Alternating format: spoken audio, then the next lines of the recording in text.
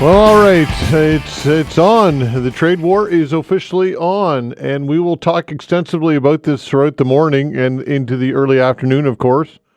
We will not have Dr. Gillis this week because we want to maximize the time. Not that Dr. Gillis isn't great content, he certainly is, but this is a unique situation. I think everybody would agree. A trade war with the United States, something that I never thought that I would see in my lifetime, at least not to this extent. Look, we've had trade dust-ups before with the U.S., when it comes to softwood lumber, and NAFTA's always had some wrinkles in it and taken some work to ratify and negotiate in the decades past, but never did I anticipate I would see anything like this. So again, we will talk extensively about this morning throughout the show. We will talk to Mark Brewer. We'll get a little off track, I suppose, when we talk to Mark Brewer, but it's still on point. The University of Maine political science professor later in this hour about the speech that Trump delivered to Congress last night. Later in the show, Robert Huish, associate professor at Dalhousie University, will join us. Ian Lee will join us. Carleton University, Moshe Lander, an economist, and Rhonda Tulk-Lane, CEO of the Atlantic Chamber of Commerce, and Pam Mood as well, the president of the Nova Scotia Federation of Municipalities, to break all of this down.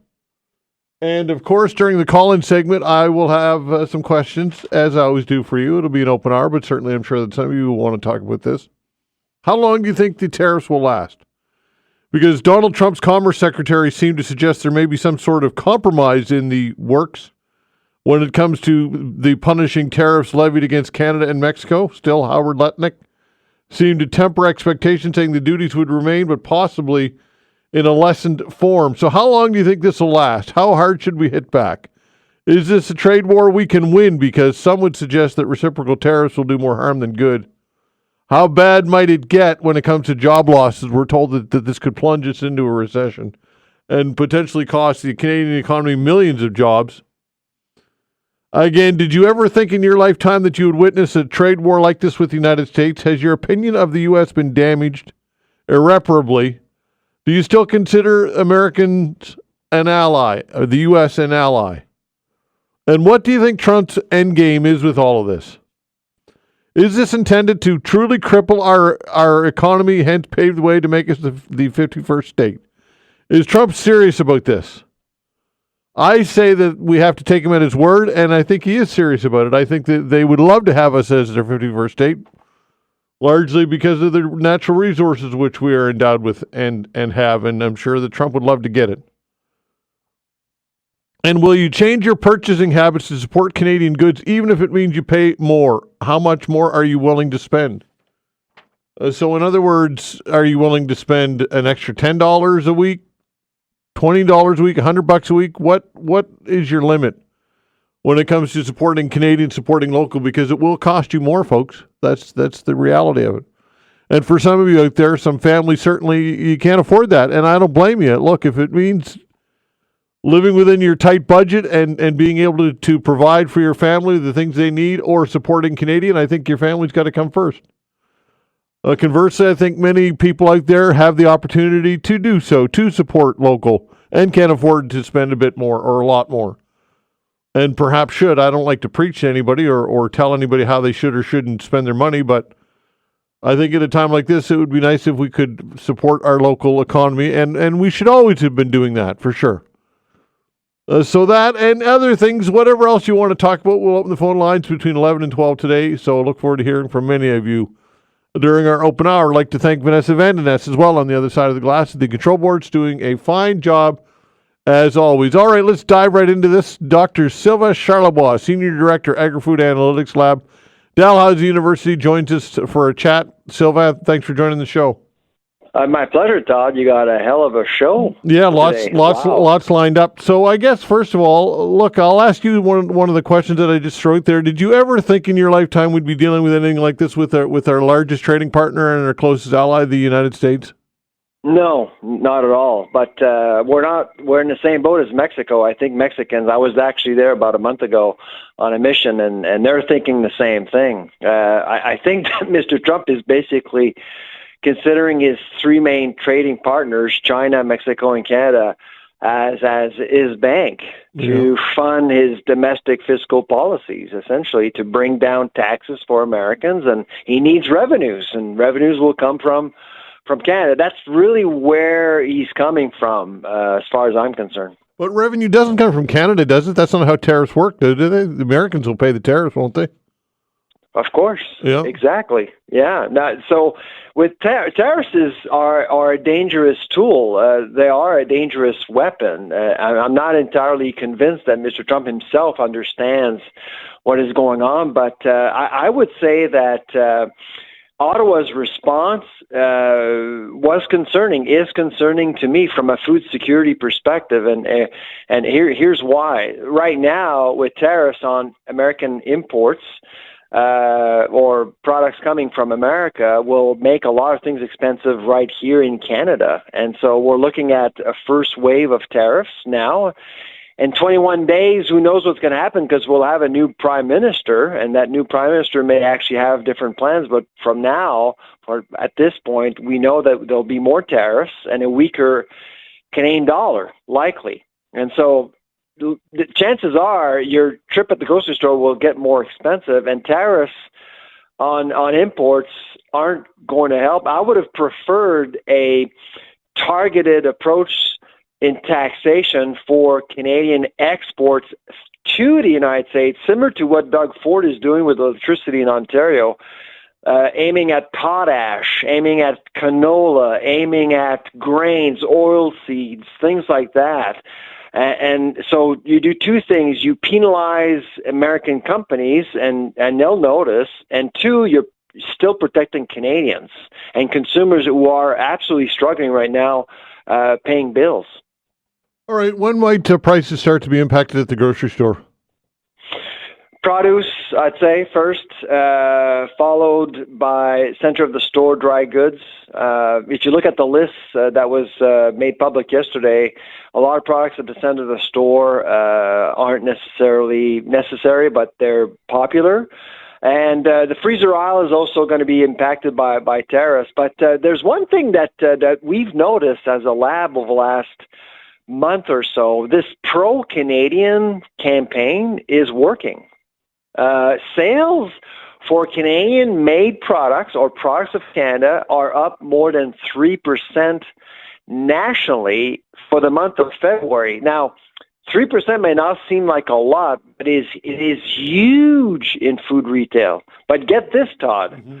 The anti-American sentiment is even stronger. Sales for American food products are down almost 7%.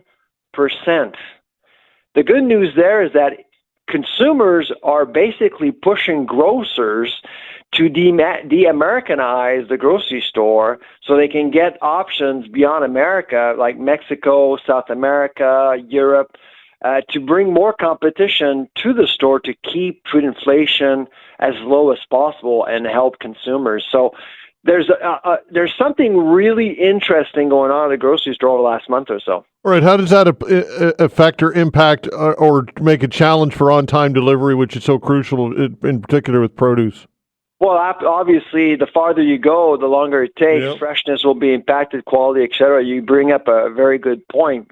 That's why we deal with the Americans. Americans are right next door. Mm. But the reality is that we're at war with them. So we can't consider them as an option anymore. So we have to look beyond that. And we still have a trade deal with Mexico. We have a trade deal with Europe. Yeah. We have a trade deal with Asia.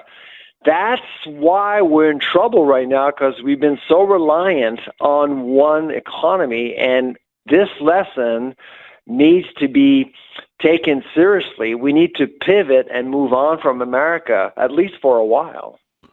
And we have a trade war with the U.S. right now, or rather, a trade deal with the U.S. right now, also, which has been broken. Right? That can't be lost here. We have a deal in place which should be enforced, should it not? That's right, and Ottawa is challenging, obviously, tariffs in conjunction with the United States-Mexico-Canadian trade deal, of course, and that needs to happen. I think it's important to respond, to retaliate. My concern right now with tariffs is that you're likely going to see the Trump administration retaliate to our own retaliation. But if you tax your own exports, you're not getting into, excuse me my language, but you're not getting into this international pissing match with the largest economy in the world. And I suspect that Professor Ian Lee, who you'll have on your show later, is going to agree with that. Okay, how much can people expect food prices to be impacted here? What do you think? And it depends obviously on how long this goes on for. But worst case scenario, I guess let's deal with that first. How bad might this get for food prices? Yeah, so for now, there's nothing. You shouldn't expect any changes. I suspect that if there are any changes, it'll be in the next 2 weeks to a month. If all remains equal, by the way, because we know that. Prime Minister Trudeau will be talking to President Trump today. Howard Lutnick actually made some sort of announcement last night that there's going to be some changes today. So if we are to consider factors as they are now, we are expecting some sections of the grocery store to increase in prices, and we're talking 1 to 3% over the next month. Produce is one, center of the store, so groceries, and frozen goods. Those are the three ones. The other sections are more immune to what's happening with geopolitics. Okay, so are you anticipating any targeted tariffs here in Canada as a response in the grocery store?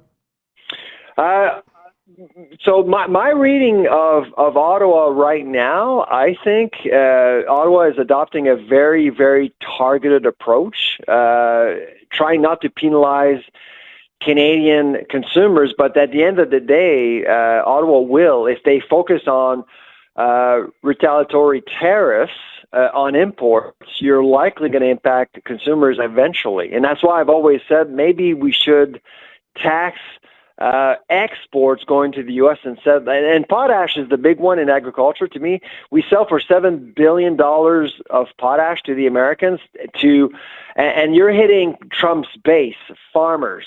And farmers will be upset with that. And I've always believed you can actually weaponize potash exports to actually make things happen in the White House. But the preferred choice in Ottawa was to just tariff anything coming in from America. So that's the decision so far.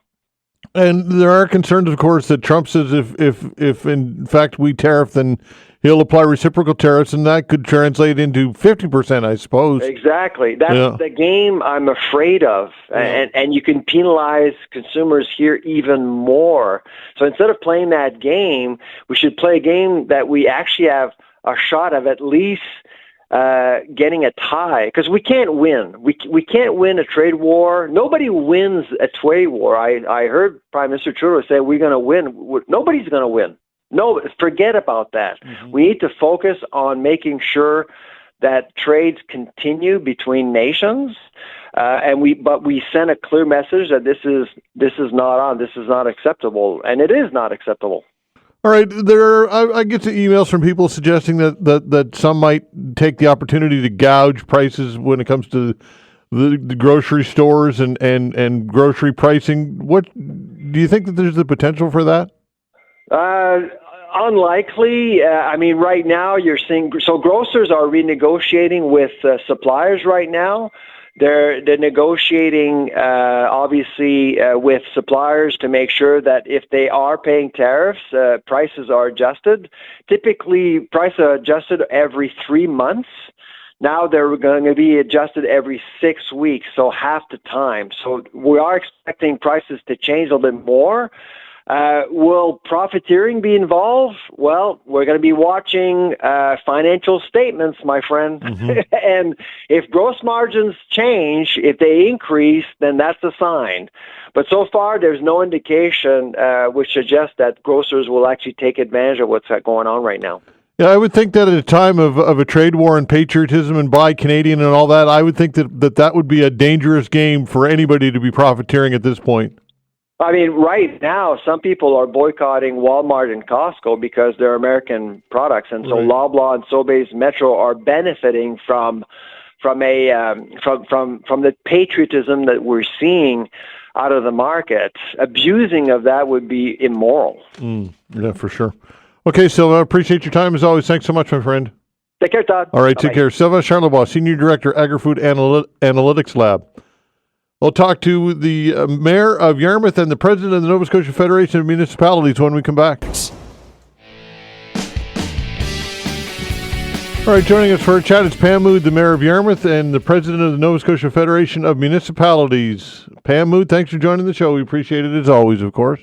My pleasure. All right, I want to talk to you about this Bill 24, but first I would be remiss if I didn't get your take on the tariffs and what's going on in the region's reaction to this. I guess broad strokes thoughts, if you will, on the tariff war that we now feel ourselves in with the United States.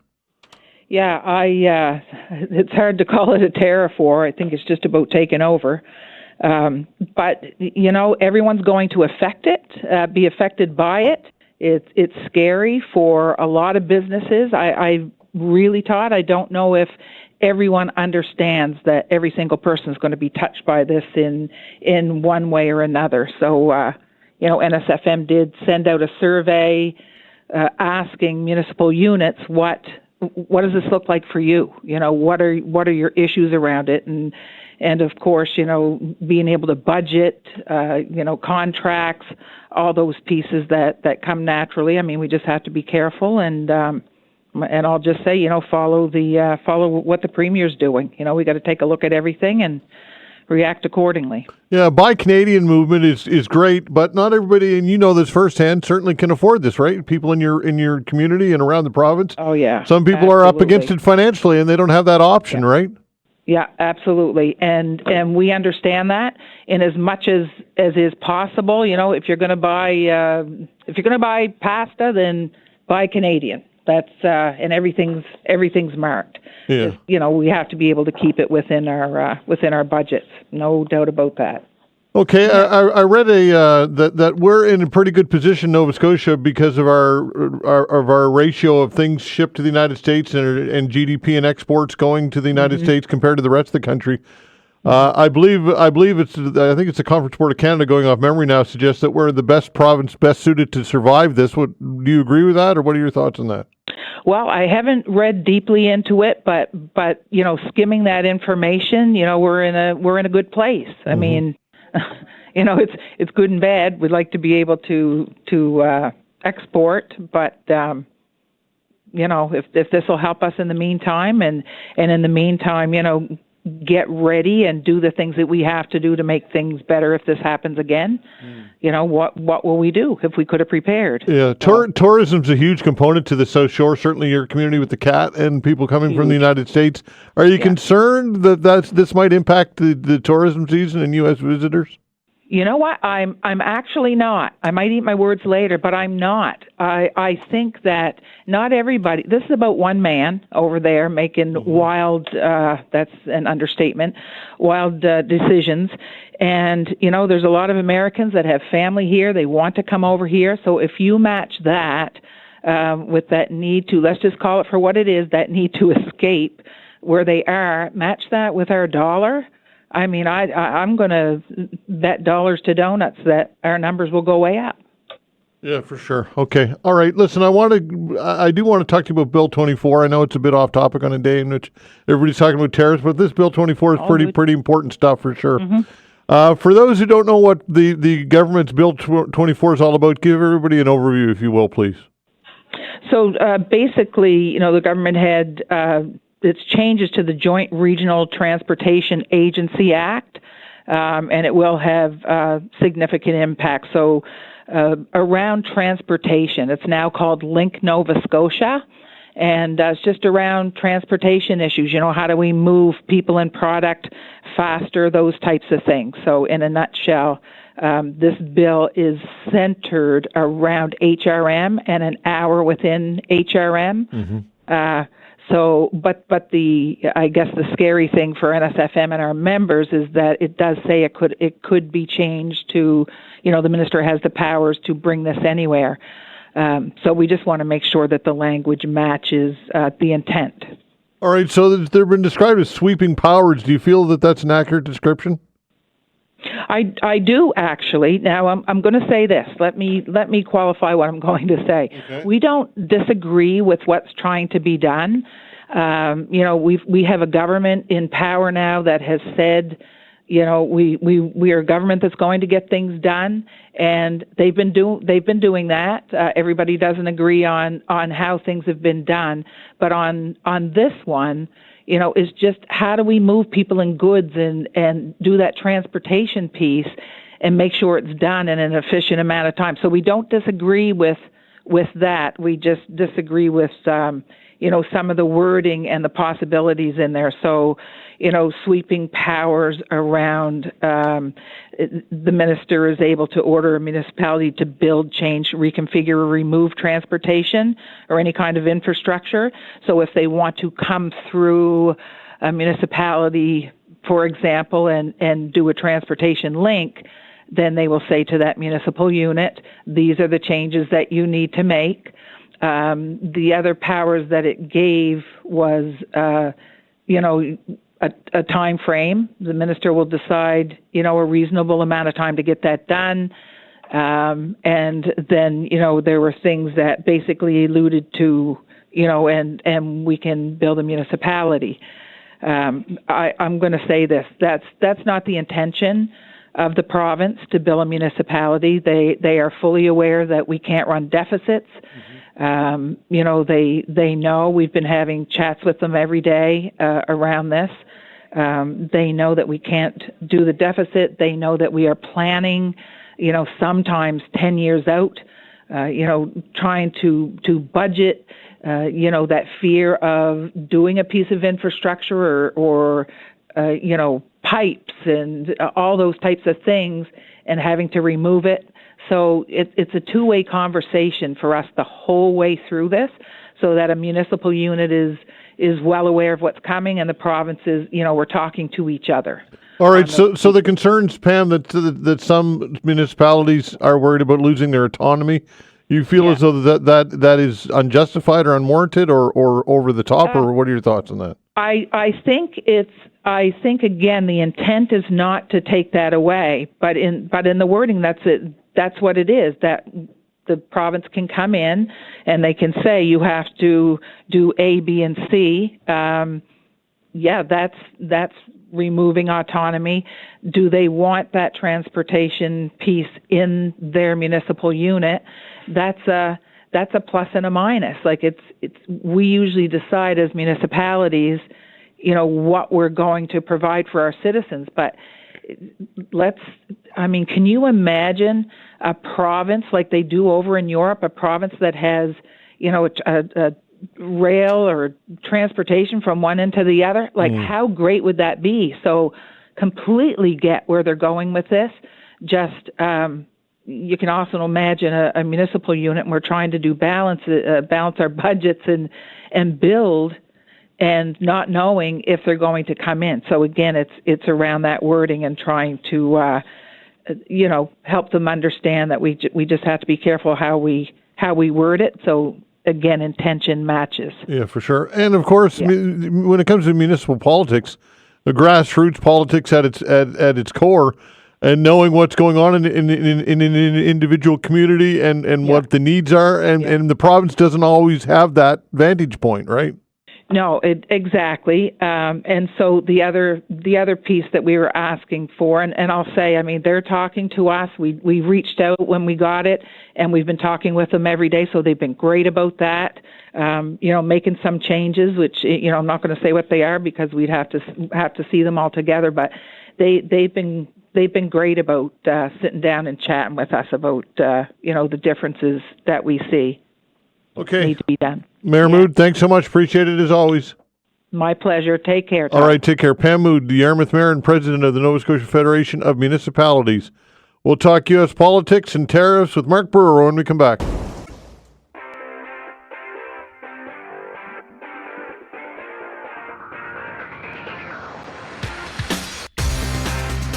All right, joining us is Mark Brewer, University of Maine political science professor. Mark Brewer, thanks for joining the show. We appreciate your time, of course. Yeah, always glad to come on, Todd. All right, did you stay up and watch that address last night to Congress? I did, although it was a long one. Yeah, it was record-breaking as far as time goes. Not surprising, though, right? Trump would use that stage to maximize his opportunity to have his voice heard, for sure. No surprise there, right? No, we know he likes to talk, and it's a good opportunity for Trump or any other president. Nobody else has it, and he took full advantage. All right, so kind of broad strokes takeaway, first of all. Well, I mean, it's kind of, I think, what most people expected of him, right? Pretty combative, pretty boastful, talking about the things that he highlighted on the campaign trail, ending the war in Ukraine, tariffs for trade fairness and stopping the trafficking of illegal drugs, making America prosperous again, draining the swamp, shrinking the size of the federal government, all, highlighting the activities of Elon Musk. So, it was pretty much, I think, it certainly was what I expected. I didn't see anything there that surprised me. What was the original purpose of this type of a joint session? What was this intended to do originally, and what's the history of it? Do you know?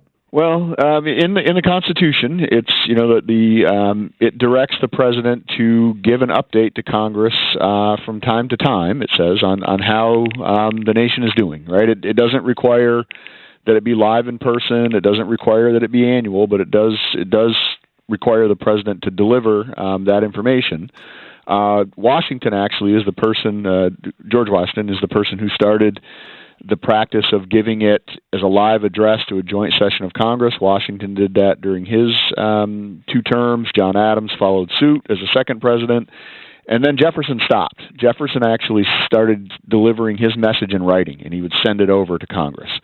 And so after Jefferson started that was the case for the next 100+ years. All presidents delivered it in writing. They didn't go over and give a speech until Woodrow Wilson revived the practice of giving the address to the joint session of Congress, which is often the State of the Union, although not always, live and in person, and every president since Wilson has followed suit.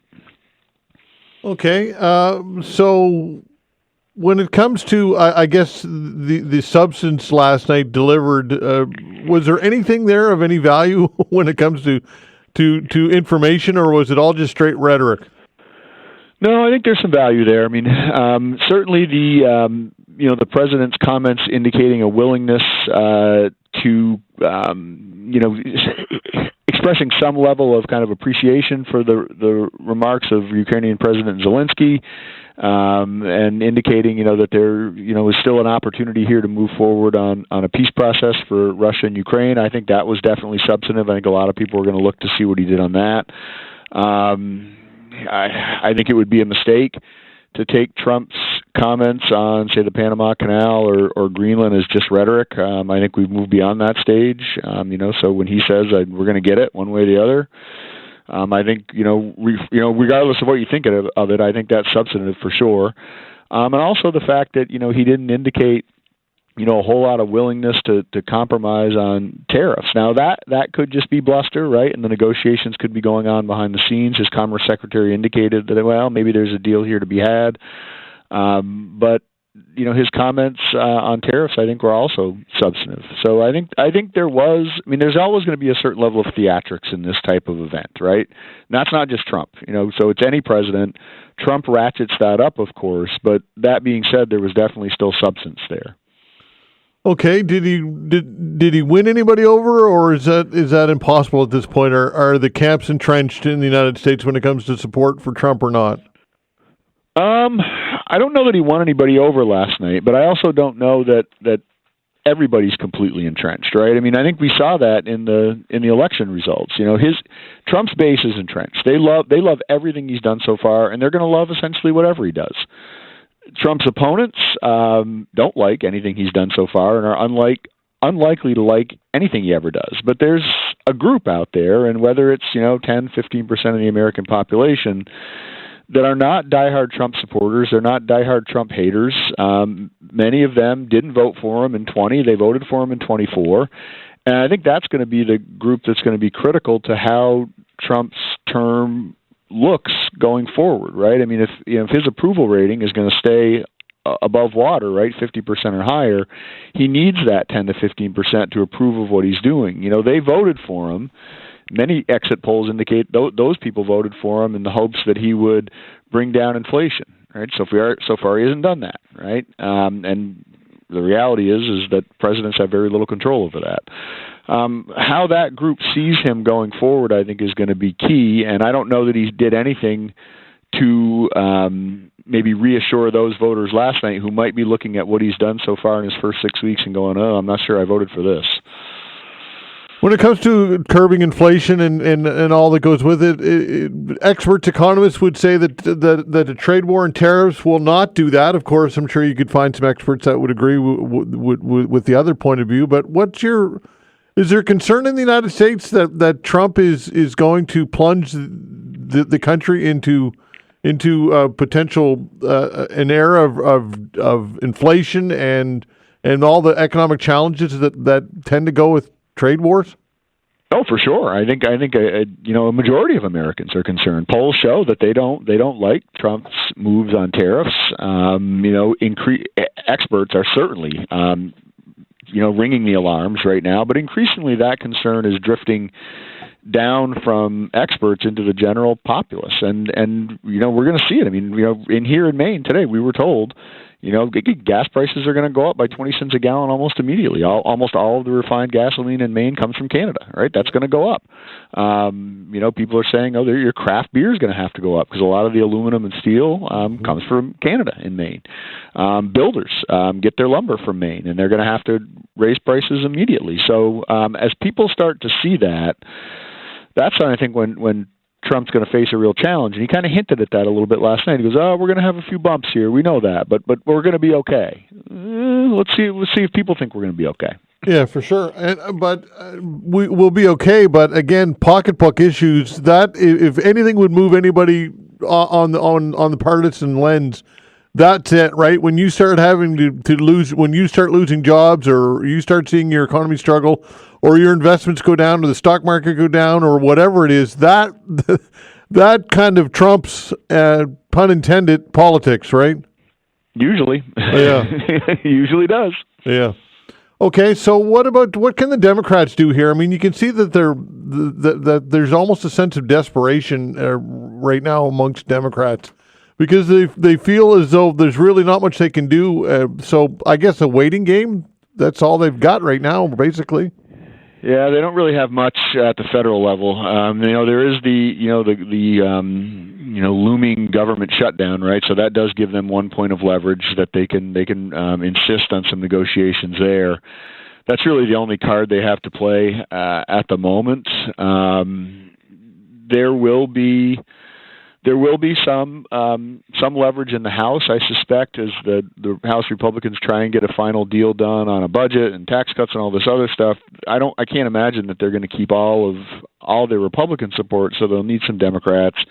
But really, Democrats' options right now are pretty limited. I think you're right, it's a waiting game. And if I'm a Democrat, what I'm thinking is, the next few months aren't going to go particularly well for Trump or for the nation, and as that happens, public opinion is pretty powerful. Mm-hmm. And if public opinion starts to shift against Trump, we know he's sensitive to that, and Republicans are going to be sensitive to that. They don't want to be dragged down with him. So, but you have to wait for that, right? And unfortunately, if that happens, that means a lot of damage is trickling through, the American economy. So people are feeling the pain. It's kind of sad, though, that we're all waiting for the American economy to tank in order to wake up this administration. That's a sad state of affair, isn't it?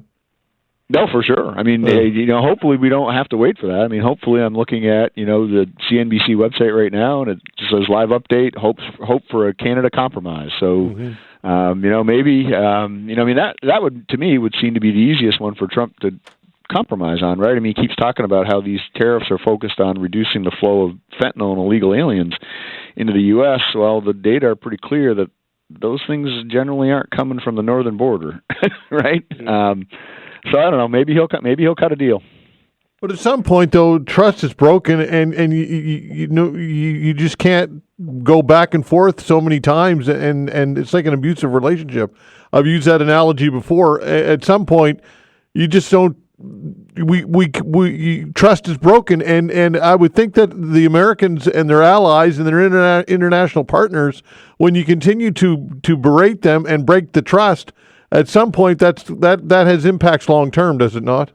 Oh, for sure it does, right? Unfortunately, I don't think that's going to change until you get a change in administration, right? What we saw in the first Trump administration is that America's allies and partners abroad, recognized that and seemed to wait it out under the assumption that once it was over, it was over. I don't think what they baked in, and I'll be honest, I didn't really bake in. I knew it was a possibility, but I didn't think it was a probability that Trump would be back for a round two, right? And so, now the allies have to reconsider. Like, are we waiting this out again in the hope for a new administration? But what if the new administration is a J.D. Vance administration? And so I think the uncertainty is much greater this time, and I think you can see that. And look at European allies; they're taking steps that they didn't take during the first Trump administration. Yeah, lastly, the whole Doge thing, is that here to stay? I suspect not, because eventually, and again, it takes time, but eventually I think that the courts are going to reject a lot of that. I mean, what Musk and Doge are doing is in very shaky constitutional ground, right? I mean, this is just now the Supreme Court rejected Trump's bid to freeze, foreign aid, right? So a lot of the things that Trump is doing, I think, are, at least in my opinion, pretty clearly unconstitutional. And if the Supreme Court does what many think it will do, they're not going to declare all of those actions unconstitutional, but I suspect that they'll block a fair number of them. So is Musk here? Is Musk here to stay? I think for right now, yes, but the impact might not be what we think it's going to be. And also, at some point, Musk isn't very popular right now. And is that going to rub off on Trump at some point? And when it does, does Trump stop seeing Musk as a something that he values and more of a liability? I mean, he still sees him as valuable, right? He talked about him and lauded him last night in his address. But if Musk and his 20 or 30% approval rating starts dragging Trump down, does that lead Trump to cut bait? And plus, is there going to be an ego clash at some point? Everybody's been waiting for that, and I'm surprised that doesn't happen, but it doesn't mean it won't. For sure. Mark, always great. Thanks for your time, pal. All right, sounds good, Todd. Okay, take care. Mark Brewer, University of Maine, political science professor. Rhonda Tulk-Lane, CEO of the Atlantic Chamber of Commerce, when we come back.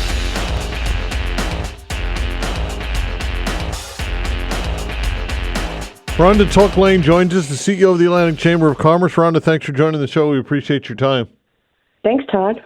All right, so here we are, day one. The trade war is officially underway. What are you hearing from people from your network? Well, I was hoping that the next time we talked it'd be more positive, but I guess not. And here we are. Yeah. Just this week, I was in Toronto on Monday representing the 90 Chambers and Boards of Trade in Atlantic Canada, and we met with the chair of the Council Federation's Premier Ford, and actually Nova Scotia's Premier Tim Houston joined us. So all my colleagues and the two premiers, we had a real good discussion for about 2 hours about this. And what we're hearing is, I mean, we knew it's here now. We've been bracing for it for at least 30 days. So we're really reflecting on what is it we can do. And we chatted before. Some of it's long term, but there's hope and there's short term. So those were the core things we chatted about on Monday. All right. What should we know what we can do, but what should we be doing in your opinion? I'm going to lay out three things that we asked all premiers to move fast on. But before I do that, I do want to share around that table, there was a little bit of a change, and I hadn't heard it before. But there was a talk around right now we need to focus on the American people as being our closest allies. And that was, kind of perked my ears up because I hadn't been using that language. But it seems like on the ground in America that there's not a whole lot of support for this tax on Americans. So we can harness, and we're going to work on that. The three things we asked the premiers to do was to follow Premier Houston's lead. Last week, he tabled a bill on interprovincial trade barriers and looking at opportunities and removing them. We are asking all premiers to look at what Premier Houston is doing and leading in Canada and do what's right for them and their province. We're urging the Atlantic Canadian premiers to jump on that. Again, there's some caution. I've heard from my businesses, my members in Halifax, and of course, there's caution that we don't want to do any harm or see unintended consequences. But there are small things we can do now, so we can move on that. We don't have to wait. Okay, what are some of the small things? Yeah. So one of the examples we can do, and this gets right down to like everyday business projects and getting things moving. There's a safety fall protection course offered in all across Canada. You can do it in every province. There's about 3 to 4 different timelines. So you can do the course for 2 days, you can do a 1 day, you can do a 4 day. So if you're moving labor from project to project, so let's say you're in Nova Scotia and then you have a small project in Newfoundland and Labrador, your team may be covered with a 2-day course. You come to Newfoundland and Labrador, you don't have the requirements. You got the 3-day. Projects slow down. There's delays. It costs small businesses money. So we want them to align. If it's good enough for Nova Scotia, if it's good enough for Prince Edward Island, it's good enough for Canada. So that's just one example where we can align. Sounds small. It's going to save business money. Got to keep safety in the forefront. Another example is our trucking system and different weights when trucks are traveling from province to province. Not only weights, but there's different regulations around headlights. So you may be crossing a border in New Brunswick or Nova Scotia and have to pull over and not travel in the night because your headlights don't meet the requirements. There's a lot of low-hanging fruit we can jump on right now. Okay, but can that replicate or replace this trading partner, which is the United States? Can some of these interprovincial trade barriers and all these things, or is it just, I guess, going to minimize the damage? Yeah, it's not going to replace. There's not going to be a 1-for-1 replacement. As I said before, our most trusted ally right now are the American people. We need to educate them. So for us as Canadians and businesses and governments, even municipalities, it's going to be a multi-pronged approach where we look at fast moving the internal trade barriers. Let's get some of those out of the way. We're also going to push the shop local, buy local, invest local. I think every province in Canada has kind of dusted its head off yet again. Let's not let it dust again. Let's just keep pushing that. And Todd, actually, from the last time we spoke, I heard one of your listeners gave some feedback around there's some people that just can't spend that little bit more. Mm-hmm. And I want to say to your listeners, we hear that. So there are some people that's not going to work for, and that's okay. You got to do what works for everyone. So if you can invest and spend local, go for it. If you can't, I think we need to be kind to our neighbors and understand that. So if we look at the shop local, invest local, where we're moving the barriers as fast as we can, taking Premier Houston's lead. And then we need to start diversifying our markets. Again, long-term strategy, but we've got to start. What are your thoughts on reciprocal tariffs? And some would suggest that they're going to do more harm than good. Yeah, it's interesting. As we met with a couple of the premiers on Monday, it looks like even our premiers aren't aligned on that. We saw Premier Ford come out with his own tariffs. Premier Holt is thinking about it, but then we go look at West and we see Premier Smith just not doing it. So I think our premiers need to figure that one out, and we really don't want a splintered approach from Canada, right? We do not want to pit sector against sector.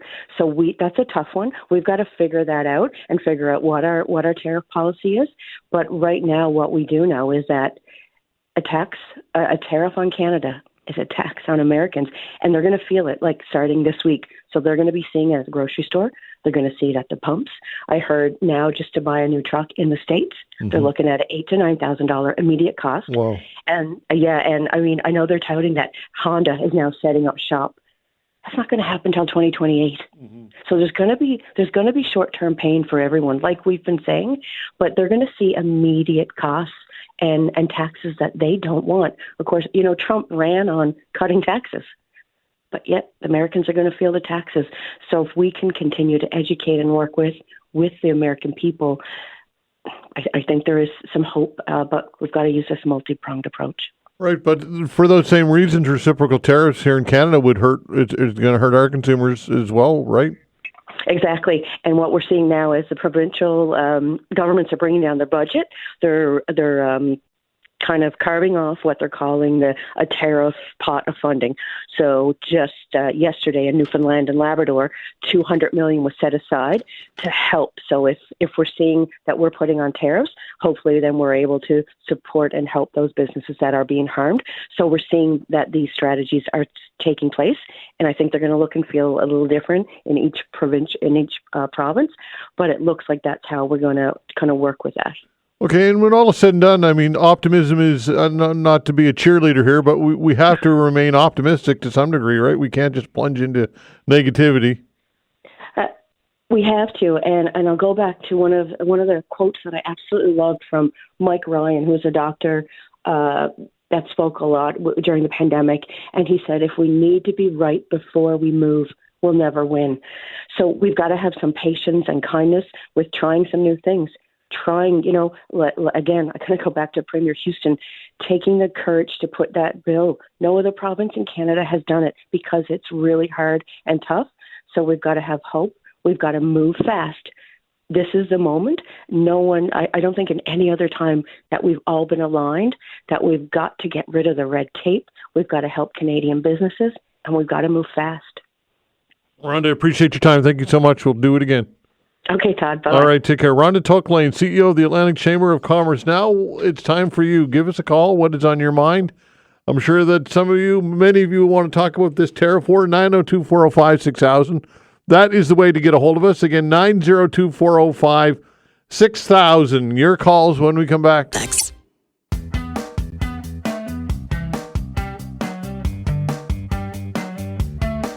All right, taking your calls. The way to reach us, of course, is 902-405-6000. Again, 902-405-6000. Like always, it's an open hour. You can get into whatever you'd like, but I'm sure that some of you might want to talk about what happened last night and the tariffs that are enforced today. Donald Trump's Commerce Secretary seemed to suggest that there may be some sort of compromise in the works when it comes to these tariffs levied against Canada and Mexico. Still, Howard Lutnick seemed to temper expectations, saying the duties would remain, but possibly in a lessened form. The U.S. President's executive order calling for 25% across-the-board tariffs with a lower 10% levy on Canadian energy took effect today, shaking the North American markets yesterday, although there's been a bit of a rebound today. So some of the things that I'll ask you to weigh in on, how long do you think this tariff war will last? How hard should we hit back? And how should we hit back? Because Ian Lee, who's going to be on the show later, a business professor at Carleton University, thinks that reciprocal tariffs are wrong, absolutely wrong, and do nothing but punish Canadians, and doesn't think that it's effective, in particular when you're dealing with an economy 10 times ours. So do you think that we should be hitting back hard with reciprocal tariffs of our own?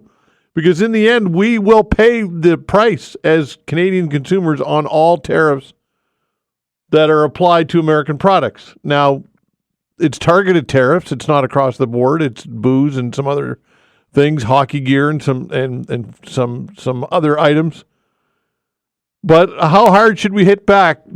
Premier Ford in Ontario is emboldened with his latest, of course, majority win in Ontario and a pretty impressive mandate, and he is saying that he would cut hydropower to millions of Americans. Do you think that that's a good idea? Do you think that type of rhetoric is helpful? Did you ever think in your lifetime you would witness this type of escalation of a trade war to this degree with the United States? We've had trade issues in the U.S., softwood lumber, NAFTA. There have been other wrinkles in our trading relationship, but never anything like this with tariffs like this. So what are your thoughts on the opinion of the United States? Has it been damaged? Do you still consider the U.S. an ally? And what do you think Trump's endgame is? Is the intention here to cripple us economically and hence pave the way to make us the 51st state? And look, that's what Trump, he's not even pretend to hide that's what his goal is. He's been, to the contrary, he has been extremely out about that, saying that is indeed what his endgame is, to make us the 51st state. And these crippling tariffs are part of that, if not the main tool in which he would use to achieve that. And lastly, on the tariff thing, will you change your purchasing habits? Have you changed your purchasing habits to support Canadian goods, even if it means paying more and in some cases substantially, significantly more? How much more are you willing to spend to support the Canadian economy? 902-405-6000. That's the way to reach us. Again, 902-405-6000. Also, Nova Scotia Premier is inviting major international developers and investors to do business with the province in an effort to advance critical mineral opportunities. Premier Tim Houston attended a major international mining conference yesterday where he spoke with the province's critical minerals. So, another question that you can discuss or you can think about, is it time to open the doors to natural resource development, including fracking and uranium here in Nova Scotia? Tim Houston says, for far too long, we've been a no, and it's time to be a yes here in Nova Scotia when it comes to this. Or is it much too risky environmentally, and is it something that you would not like to see?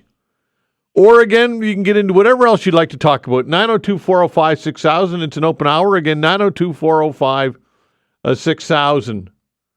Let's see. I just wanted to read this email quickly, then we'll go to the phones. Jerry sends this along, says, I think you need a little clarification on U.S. tariffs and on Canada. The U.S. importer pays the tariff on our goods. The U.S. government collects that as revenue tax.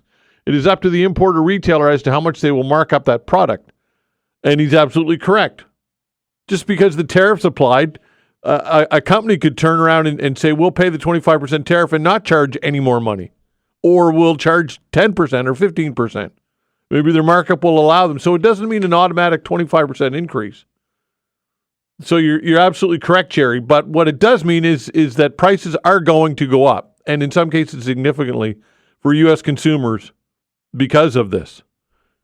And conversely, here in Canada, when we have a tariff applied, same thing.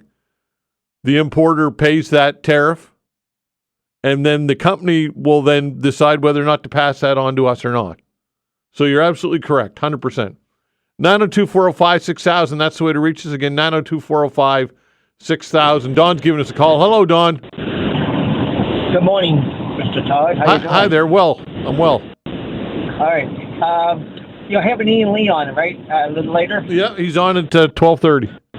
I'll tell you one thing. He had a good explanation. Really listening to him the other day there with Snow.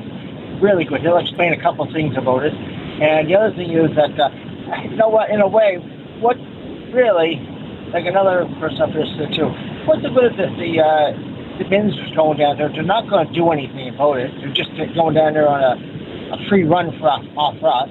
And then the other day, Trudeau yesterday came out there and said, brutal. The interview we had yesterday, right, the speech? Yeah. He down what you call it.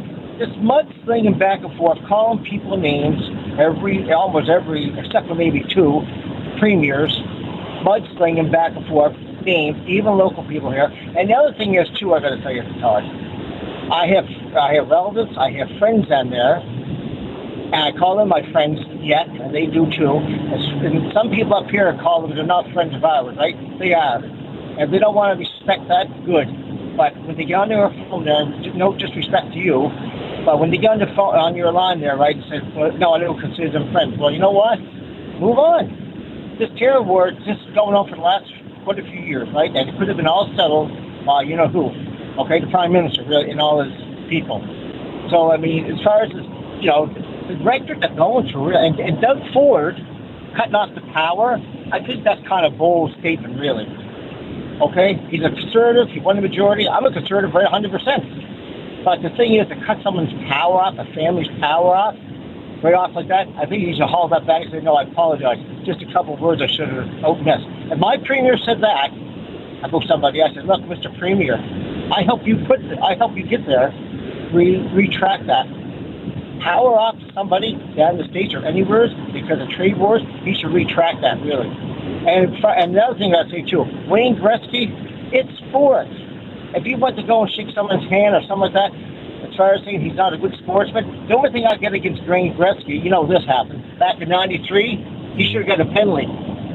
Tripping Doug Gilmore, right? Yeah. He lost that cup. Yeah, but right? Wayne, in fairness, though, Don, Wayne Gretzky supersedes sports. He's more than sports. He transcends sports. It's an iconic Canadian, right? So, I agree that it's over the top. The people's reaction to this, but that's how passionate people are about Wayne Gretzky. He is considered an ambassador of this country. He's more than an athlete at this point. Don, don't you agree? Oh, I agree 100%. Honest to gosh, and that, but at the phone, you're on the radio here and said that no, he should be taken out. Not taken out. I don't mean that, but maybe the Hall of Fame and things. Yeah, like that. no, that's ridiculous. That's ridiculous. Yeah. I mean, of all people should be out of the Hall of Fame. Back some years ago, I don't know if you agree with me, was the coach from for the Islanders now.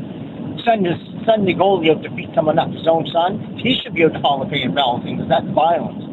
But as far as Wayne Gretzky, hey, look, he didn't wear a sweater. It's up to him. If somebody said go over, I'll go shake someone's hand if we won or lost. It doesn't matter to me. It's all sport. And booing, people should get off the booing thing. That's ridiculous, really. That's my opinion. Okay, pal. Thanks, John. Okay. Appreciate the call, buddy. You, Todd. Take care. 902-405-6000. Jennifer's giving us a call. Hello, Jennifer. Hi. Hi there. Hello.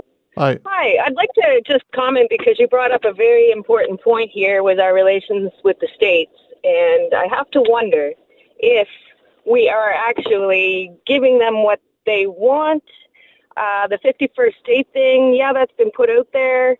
However, the resources are what they're after.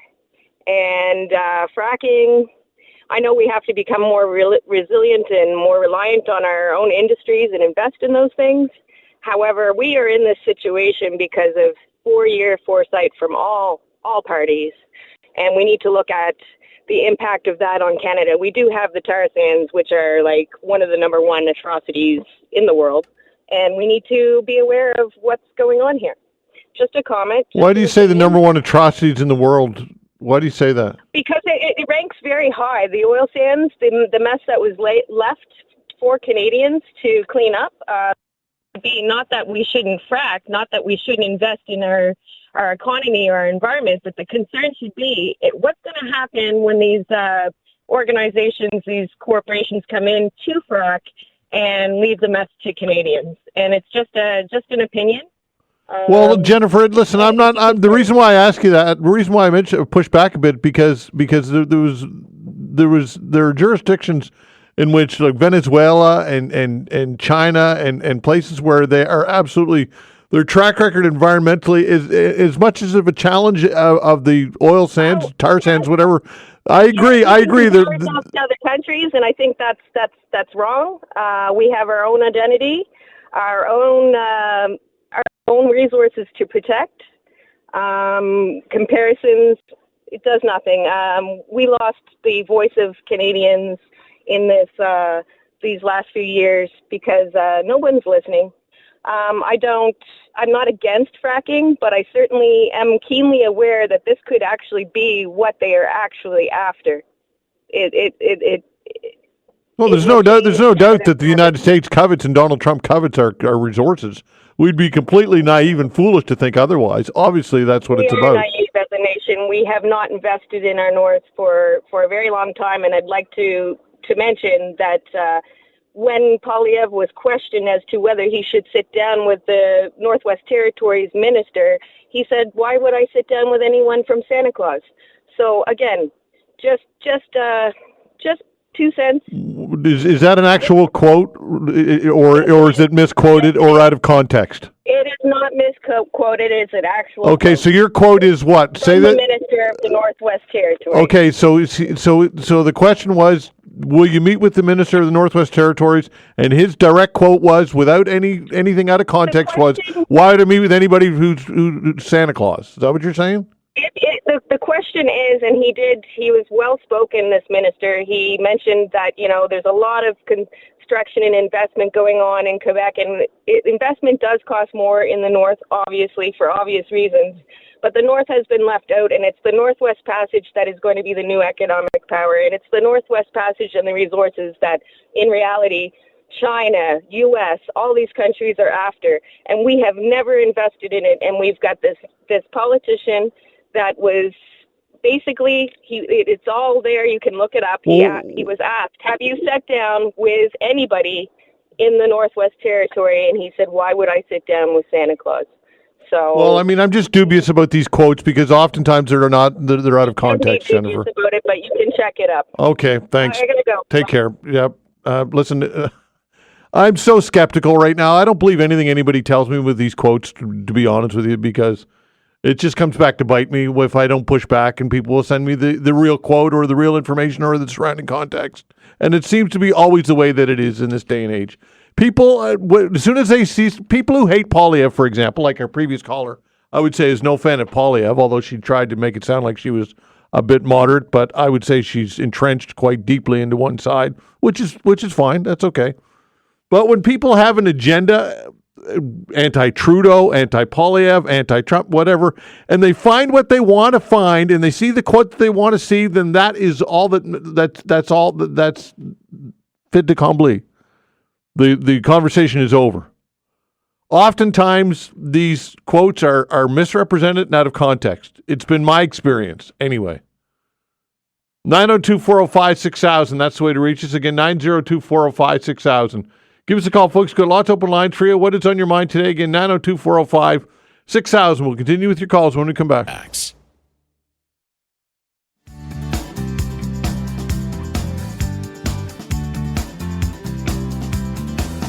All right, 902-405-6000 on cue. I got about 15 emails about the Santa Claus quote thing, as I thought it would be the case. And, of course, some people are saying that it was indeed out of context. Others saying that it wasn't.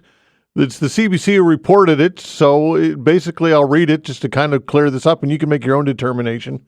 The leader of the national organization representing Inuit says the Conservative leader trivialized Inuit and everyone who lives in the Arctic with a Santa Claus social media quip criticizing Ottawa's plan to appoint an Arctic ambassador.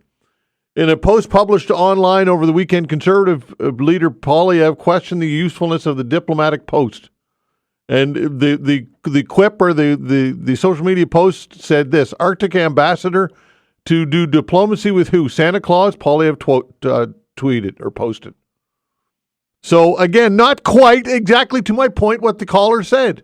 It was a social media post. It wasn't not to say that that's not relevant or important, but it was not quite like the caller was suggesting it was. Again, this is the point that I try to make here, in that it's the era that we're living in is very, very difficult to wade through what's reality, what's truth, what's not, what's relevant. And I'm not complaining. It's just how it is. So I'm very, very cautious when somebody disseminates that type of information on the air. And forgive me if I do a follow-up, which I did. Not to dismiss the caller. I appreciate her comments. I appreciate her sentiment, but it wasn't quite, to my point, the context that she suggested it was. She made no mention of it being a social media post. At least I don't think she did. And if I'm wrong, I apologize. 902-405-6000. Rob, hello. Hi, how you doing? I'm well, you? I'm doing well. I'm off work for the day, so I'm actually pretty happy. Beautiful. I just wanted to comment on your previous caller. The erroneous statement she was making is just really so laughable. The tar sands, first of all, when I worked in Alberta, and I did work in the oil fields, their methods of cleaning sites was far beyond what I see even here in Nova Scotia. Mm-hmm. They take a lot of care in the returning their work sites to the natural environment that they work. So many people just dismiss it as being a disaster, and it's not. You know, a lot of people make a lot of money there. There's a lot of care and attention put into the environment, and it's a lot better than they're doing in other countries, Venezuela, as you mentioned. Yeah. So it just blows my mind when people lie and make stuff like that up. Well, I don't know that it's lying as much as it's just seeing being entrenched in a belief system and spewing information which is not fully backed up with any facts. I suppose that's not a lie. To me, a lie is knowing something and misrepresenting the truth. I'm not suggesting that was what she did. Yeah. Yeah, I guess I misspoke there. I blame a lot of it on the media, because the media, no offense, but the media does perpetrate, their view on what happens in the world. you only have to watch, and I am a conservative, and I'm as guilty as anybody else, I guess, in my views. But if you ever watch Mr. Poilievre in a news conference when he's trying to talk to reporters, all they want to do is go to soundbite. They want to catch him on something. It's like they have glee to try and catch him on something that's going to make him look bad. Well, yeah, it's a tough time to be in the media and to be in politics and in general, for sure. But anyway, listen, Rob, I take your point in that the oil sands, tar sand, whatever terminology you want to use, it does certainly have higher standards than many other jurisdictions, if not all other jurisdictions, including Venezuela and places like that. And to me, that does matter. The previous caller said that comparing countries is a fool's errand, but I think that it's highly relevant, and I think it's important. And when all is said and done, we here enjoy the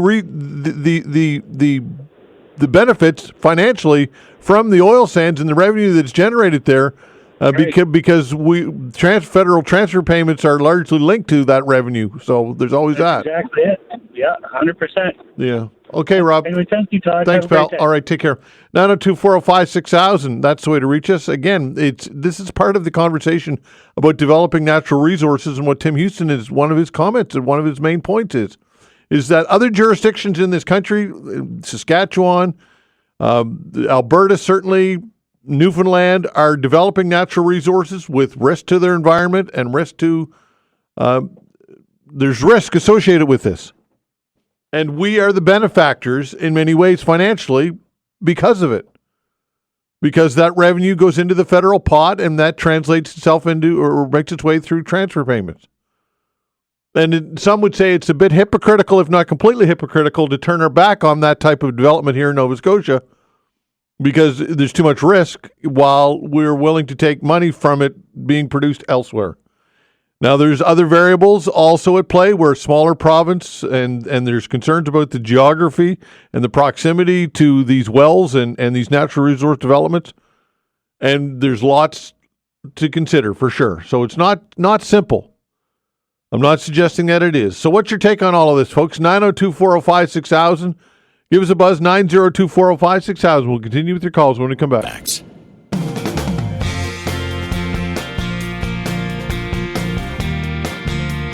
All right, continuing with your calls, 902-405-6000. Again, 902-405-6000.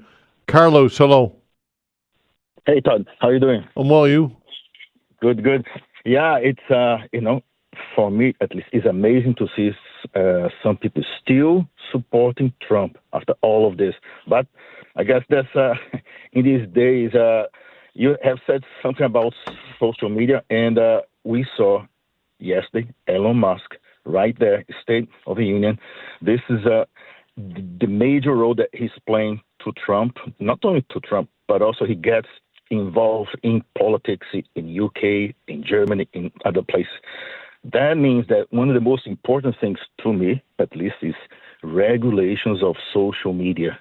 Absolutely, we have to work on that, because for Trump, it seems that the path is to create economic insecurity, pushing some misinformation about the benefit, supposedly wonderful benefits of joining the U.S., create internal division, and be invited to walk in. I think it's very important to focus on regulations of social media in times that we live in. Just like what you just mentioned, we don't know anymore what's true or not. And I think something that regulates social media is very important. Freedom of speech is good, but that does not mean freedom of aggression, attack on a democracy, attack on elections. Well, but here's the challenge, Carlos. Who determines what goes and what doesn't go? That's the challenge, is it not? Yeah, sure. But, we have elected officials. We, like CBC, all the other medias have like regulations. They have laws that applies of hate crime, hate speech, right? Not social media. Mm-hmm. We have to have these regulations of social media, because otherwise you'll be available to spread of misinformation that will right. come from But Carlos, again, I hate to interrupt you, but it comes down to this: who determines what's misinformation and what's disinformation? Right? That's the challenge, and that is, to me, that is the conundrum. Who makes the determination? Because a government of the day might think that something is not worthy of being valid information, but maybe they've got a vested interest in not allowing that information to get out to the public. So it's, who do you trust? When you put a post that perhaps encourage violence against a particular group, let's say, that should be a no-brainer. That needs to be removed without a single doubt, because that's incentivizing violence against a particular group. When you put a post, let's say, questioning electoral result, right? And you say it was supposed to be poll, let's say, and it's not, oh my God, this is rigged, etc., so on and so forth. Do you have proof to show that within 24 hours? If not, that post should be removed because it's false. And if you don't do that, democracy is very important to have that ability to judge between what is true or not. Otherwise, it's going to be messy. I don't have the full answer for sure, but I think some effort on regulating social media is a must right now. Okay, Carlos, appreciate the call. Take care. All right, 902-405-6000. Listen, I'm just very skeptical of government overreach when it comes to, not skeptical, very, very concerned about government overreach and what can be talked about and what can't be talked about in public and in particular social media. I don't know how you regulate it. I don't know who's in charge of that. But what I think might be misinformation or disinformation, somebody else would suggest or believe that it isn't. So who makes that call? And that's, I think these are why these issues are very complex and very challenging to work through in this era that we're living in. Andrew, hello. Hey, Todd. Hope you're doing well. Yeah, doing well. Good to hear. Good to hear. So just going back a couple of calls there to the lady that was talking about the tar sands and how we had to pay for cleanup. I'm wondering if she meant the tar ponds up in Sydney there. No, I think she was talking about the tar sands in Alberta. I'm quite certain. Okay, because there was some cleanup that was required up in Cape Breton. Yeah, that's for sure. There was a hell of a lot of cleanup that was required. Right? Yeah. So I'm wondering if maybe that's what she meant. I don't want to put words in her mouth or anything, but maybe she was just confused. Again, I'm just going off for the conversation. I am quite certain that maybe I'm wrong, but I thought she was referring to Western Canada, but I could be wrong. Perhaps. So could I. Now, I just want to touch on another point there. So, worst case scenario, of course, but, we all know that Donald Trump wants our resources as he wants Ukraine's resources, and he's getting in tighter with Russia. Russia is going to start, I think, pushing harder in Ukraine without Ukraine having U.S. support. I think they're going to see some advancement there. And the other European countries obviously are very nervous. Poland is extremely nervous that they're going to be next on the list to be attacked. If that does come to pass, where Russia advances in Europe, then the European countries are going to be pretty tied up dealing with Russia, which would leave us very vulnerable to America if they decided to head north, if you would. Yeah, I hear you. Listen, I've done a lot of reading and a lot of listening when it comes to Russia and its capabilities, and a large consensus of military experts would suggest that Russia does not have the ability to take over Europe. They've got a big army, I get it, but this would be a big task to march on all of Europe and to conquer the EU. And some would say that it borders on ridiculous that they could do that. I don't know for sure, but look, they've had a hell of a time in Ukraine alone. How could Russia mobilize and take over all of Europe, especially considering when they're relying on that as a market for a lot of their natural resources, in particular their energy, right? Yeah, no, I agree. I don't think you're right. I don't think they would have the ability to take over all of Europe, but I do think they could tie up Europe in some smaller conflicts, retaking some of the areas that they want to take back. And that would, tie up Europe, if not if not take them over, it'll at least tie them up. Yeah, I hear you, but and again, who knows? Who knows? Some suggest that it's that the Ukraine, and we know that Putin wants Ukraine and believes that Ukraine is inherently Russian territory. We know that, but others suggest that by keeping part of that eastern region going down to Crimea, including the Donbass, and that they would have a land contiguous connection to Crimea, and that's really all they want. Other than, but who knows? But I hear what you're saying. I just think, Andrew, when it comes to Russia and its motivation, we don't know for sure. But the idea that they want to march on Europe and take over the entire continent, I just don't know that is realistic. And I would say otherwise. I don't think that's possible, but I do think they want to sow, conflict, and I think they want to distract from what's going on over here. It makes the U.S.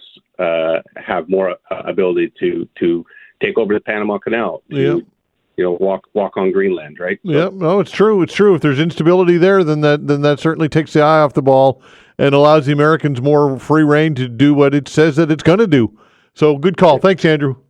Thank you. All right, take care. 902-405-6000. Stephen, hello. Well, that guy's out to lunch about this Russia thing. I can't believe that one. But anyway, you let him go on about it.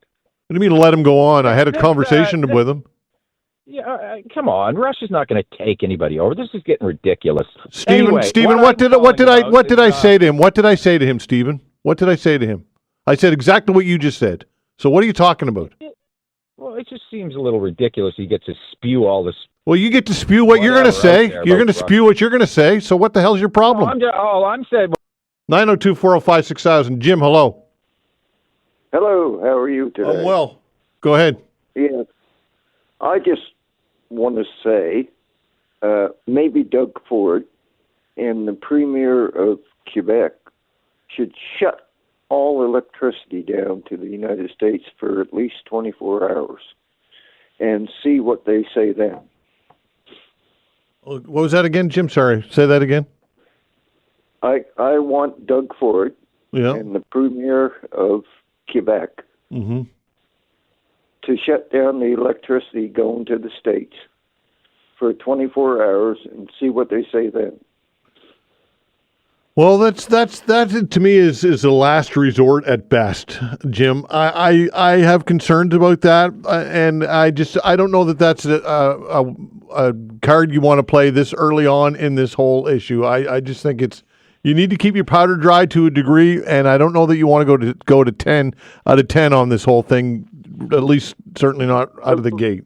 But 24 hours, that would be just an example as to what we can do to them. Well, yeah, I know, but Jim, I listen and I respect your opinion and I appreciate your opinion, but I don't necessarily agree with it. And on the last person there, I agree with you. I mean, Russia, they can't even take the Ukraine over, let alone all of you. Well, not that that's a small feat to take over, but yeah, I just think that it's farcical to think that Russia could march on all of Europe and take all of Europe. I think that is, and considering the fact, Jim, that they sell much of their energy into Europe, I mean, they would be eliminating a large purchaser of their product. Yeah. I agree with you, Todd, and I respect your opinion. Okay, thanks for the call. 902-405-6000. That's the way to reach us. Again, 902-405-6000. We'll continue with your calls when we come back.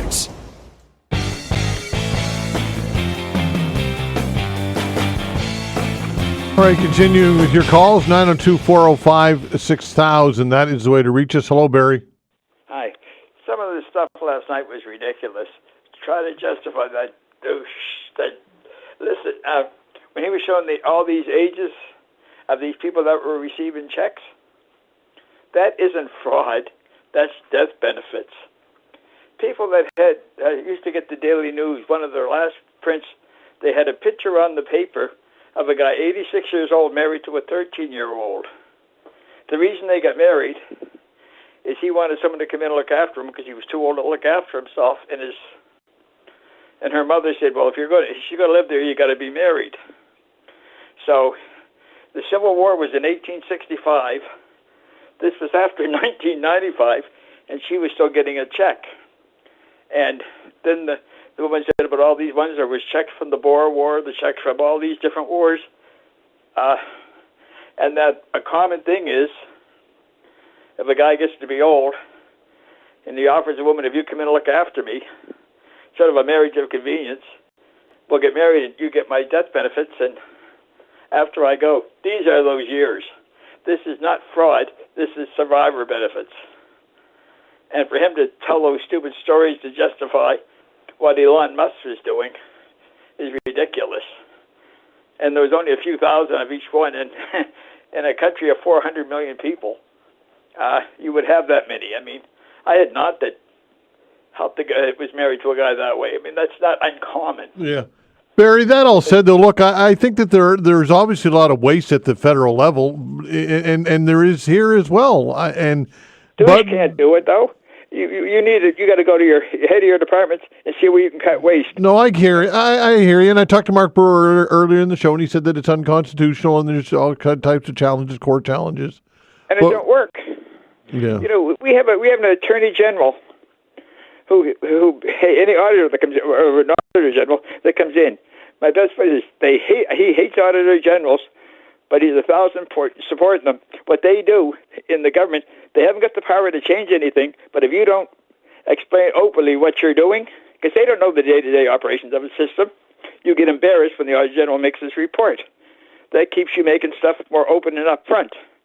But to be able to make changes to people and lay people off, you have to know the day-to-day operations of the place, wouldn't you? That's just common sense. Yeah. And that's not what they're doing. And one other comment last night that Denmark must have loved is we're going to get Greenland one way or the other. That he shouldn't be saying stuff like that. That scares people. Yeah. And that's wrong. Okay, thanks, Barry. David, hello. Good morning, Todd. I know you're busy. It's a good topic. I watched the thing there last night, and I hope that Prime Minister Trudeau takes his call there this afternoon or whatever time. Is that we need to get this fixed.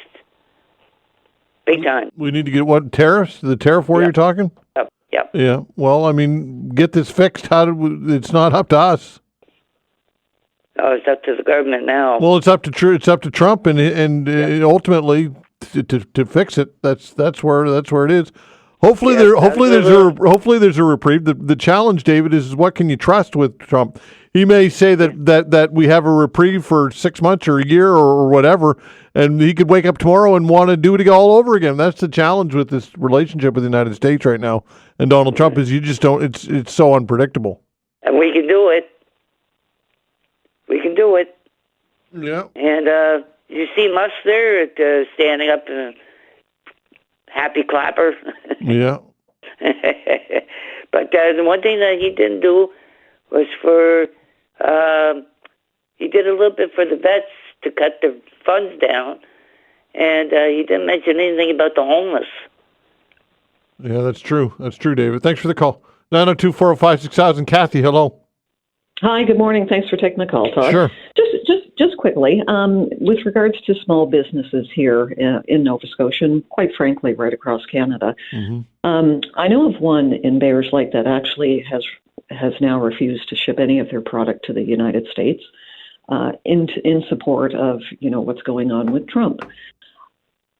I guess what I'm saying is that and somebody had made a comment on their post saying, well, why don't you ship internationally? Mm-hmm. And quite frankly, I have a very extensive background in transportation, and shipping internationally is just crazy expensive. Yeah, absolutely. So, but my point is in terms of helping these small businesses, why doesn't the government, the feds, step in and say to Canada Post, really sharpen your pencils and give them a deep discount so they can ship to the UK or where Australia, wherever, to give them some help in terms of, promoting their business.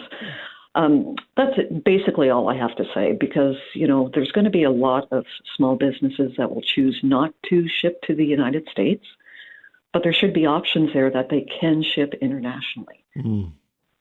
Interesting. And like I say, the international rates, not only with Canada Post, but with all the couriers, it's just phenomenally so expensive. You'd never make a profit, and nobody would pay for it. Yeah, quite frankly. Okay, Kathy, good comments. I think it's time for the government to step in and do something. Okay, thanks for your idea. Thank you. Take care, Albert. Hello. Yeah, good morning. Yeah, I agree with you that in your talk with the caller who said we should just shut off our power. I agree. We've got to avoid becoming too militant too soon. I mean, our greatest asset is the camaraderie and familiarity of the Canadian and the American citizens. So, we're dealing with, let's face it, an angry bull in the form of the president, and he has a lot of legitimate complaints, with Mexico and China, and yes, Canada should be stepping up in its reducing its military dependency on the U.S. So some of these are legitimate complaints, and we should acknowledge that. But to start getting too militant, like our Prime Minister's speech, I don't know if you heard it yesterday, but he was just going off the handle, saying, this is for you, addressing him as Donald instead of President of the United States. And I thought that's not going to help our position any. Well, I don't blame him for that. I mean, Trump calls him Governor Trudeau. I mean, really though, I don't think calling him Donald is too much of a stretch when he's calling him Governor Trudeau. Yeah, I know. We still got to realize what we're dealing with. If you're dealing with an angry bull, it's bigger than stronger than you, and you can trample all over you. You got to be more of a matador than try to. Yeah, that's true. I think, Albert, though, cutting off power to millions of Americans is way more aggressive than calling him Donald during an address, which he didn't hear anyway. Donald Trump isn't listening to Trudeau's address yesterday. I guarantee you that. Okay, well, let's hope nothing. Yeah, so cutting off power. Can you imagine what it would do with our relationships between the citizens of the two countries? Yeah. To me, that is a last resort. I wouldn't do that until I do that. Yeah. As for reciprocating tariffs, we got to be careful about that. If it's to our advantage, well, by all means, we got to. If Trump is going to look out for his economic interests, and we have to look out for ours. But we got to be careful about. About getting too cocky or too militant. We got to, keep our powder dry in negotiations. And, I agree. I found some of the comments quite offensive, like when Vance went on about having a $500 billion trade deficit. Mm-hmm. That's balderdash. Yeah. I mean, Danielle Smith had a much better grip on the situation. She said it's more like 42. That's only because Trump had negotiated discount oil from us, and right. The Americans bought it. That's it's not our fault if they're going to buy it at his prices, of course. Yeah. So we got to take care of the legitimate complaints, which aren't that many. And I don't like being put in the category of China and Mexico. Mm-hmm.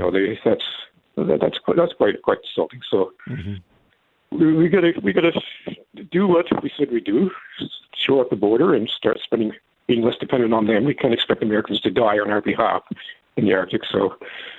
Then make sure we just have any legitimate complaints against us, and that's the best we can do.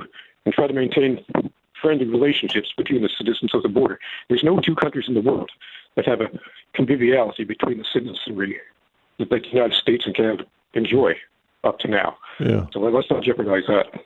Okay, Albert. Appreciate the call. Take care. Thanks for the calls, everybody. We appreciate it very much. We'll talk to Robert Huish, Associate Professor at Dalhousie University, about these tariffs when we come back. All right, joining me here in studio is Robert Huish, Associate Professor at Dalhousie University. Robert, thanks for coming in. We appreciate it. Good to see you, Todd. All right, good to see you as well. So tariffs is dominating the conversation, unprecedented, as they say. But Donald Trump's trade war targeting Canada and Mexico is in full swing. Some sort of compromise could be coming, which would lessen the impact.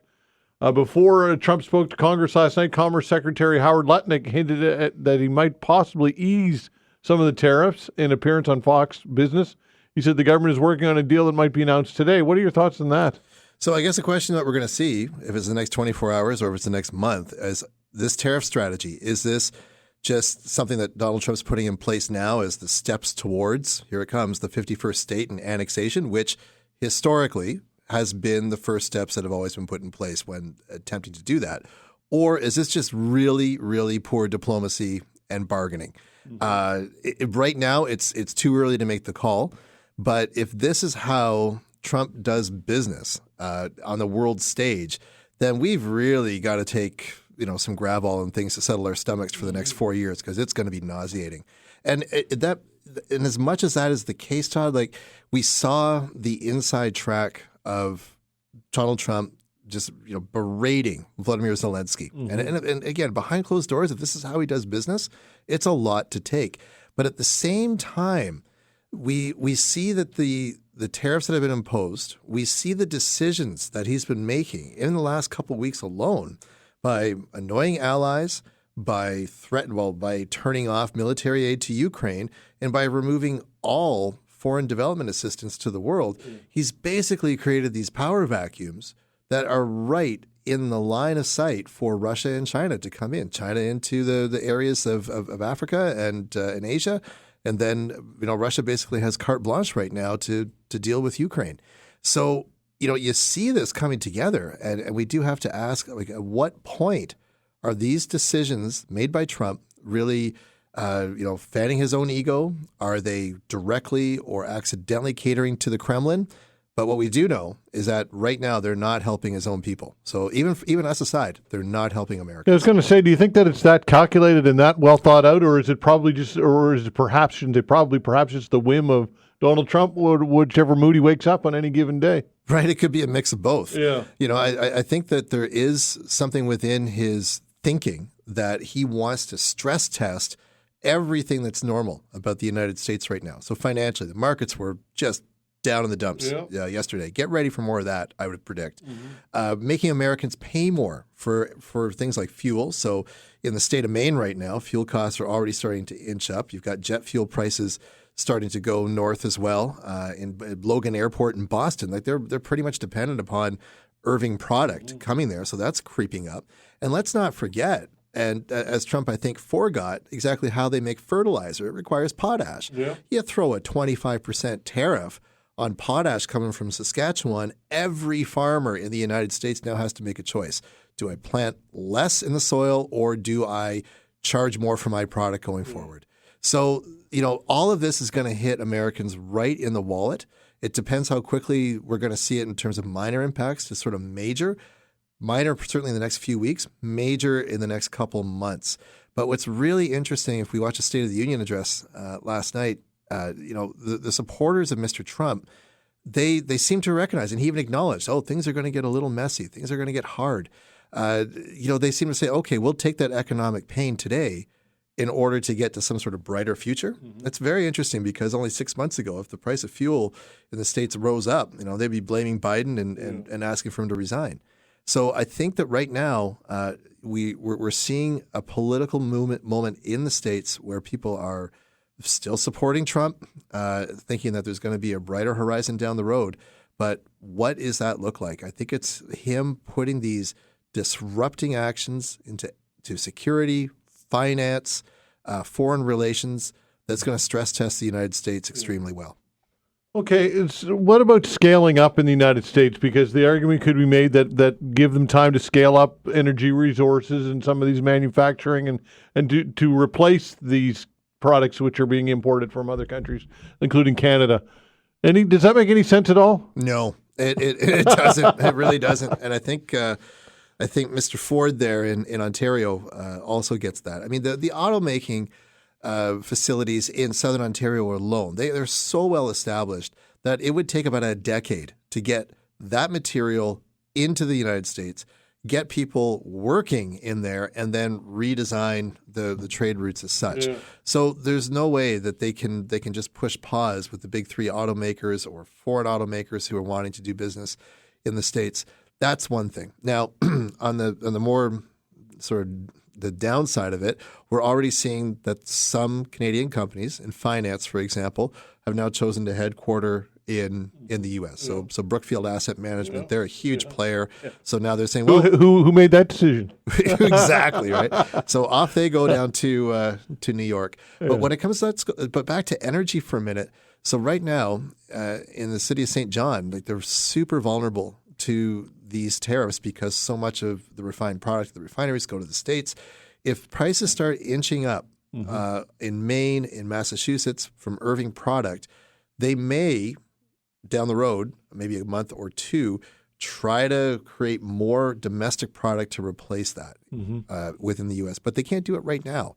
So we've got this nebulous month or two to see if that actually transpires. And I think that's part of Trump's plan, is that for things like the energy that gets sent from St. John down to the States, jet fuel and other things like that, try to make it domestically. Can he do it? I'm not necessarily convinced. I saw an interesting interview yesterday on lumber, because Trump says we don't need their lumber, we get our own lumber. But there was a milling operation in British Columbia, and the owner of the mill said we produce a certain type of lumber which can't be replicated in the United States. And there are countless examples of that, right? Yep, that's it. There's all sorts of niche products that Canada has, right? Yeah. So the softwood that you just mentioned in British Columbia, good luck trying to build homes in California without that product, right? Yeah. Nickel is another one. Potash is another one.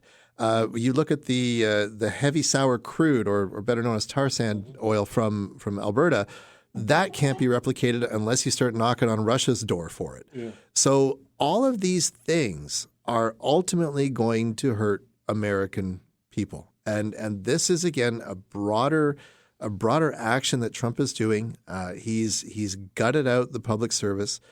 He's gutted out the FBI, the CIA, and it's so narrow-sighted. Like, even go back to foreign development assistance with USAID. There he said, okay, we're going to cancel everything. Well, now you've got clinics all over East Africa that are drying up with medicine. Yeah.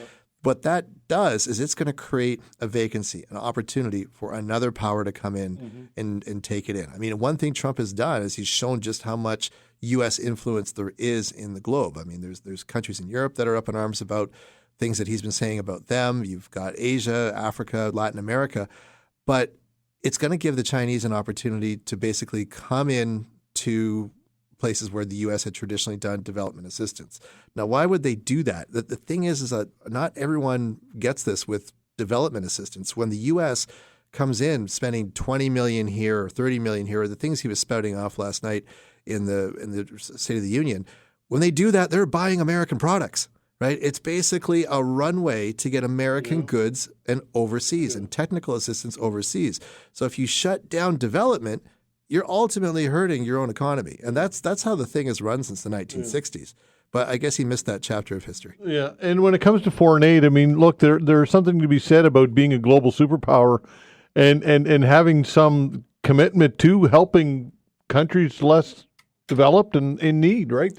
There's something intrinsic about that. Absolutely, right? And what's really notable is you look at that because of that aid, because of especially like Mr. Bill Gates, where are you now? His whole foundation has spent tens of millions, like hundreds of millions on projects that have decreased maternal mortality, decreased infant mortality through the whole continent of Africa, have basically made HIV a manageable disease in most countries. Now, where is he as someone to speak out against these poor decisions? And again, Todd, like at the same time, here's the U.S. withdrawing foreign aid from some of the most vulnerable places in the world. Well, maybe that's in part because they're not really leading by example, right? You look at the sort of health indicators, the social indicators in the United States right now.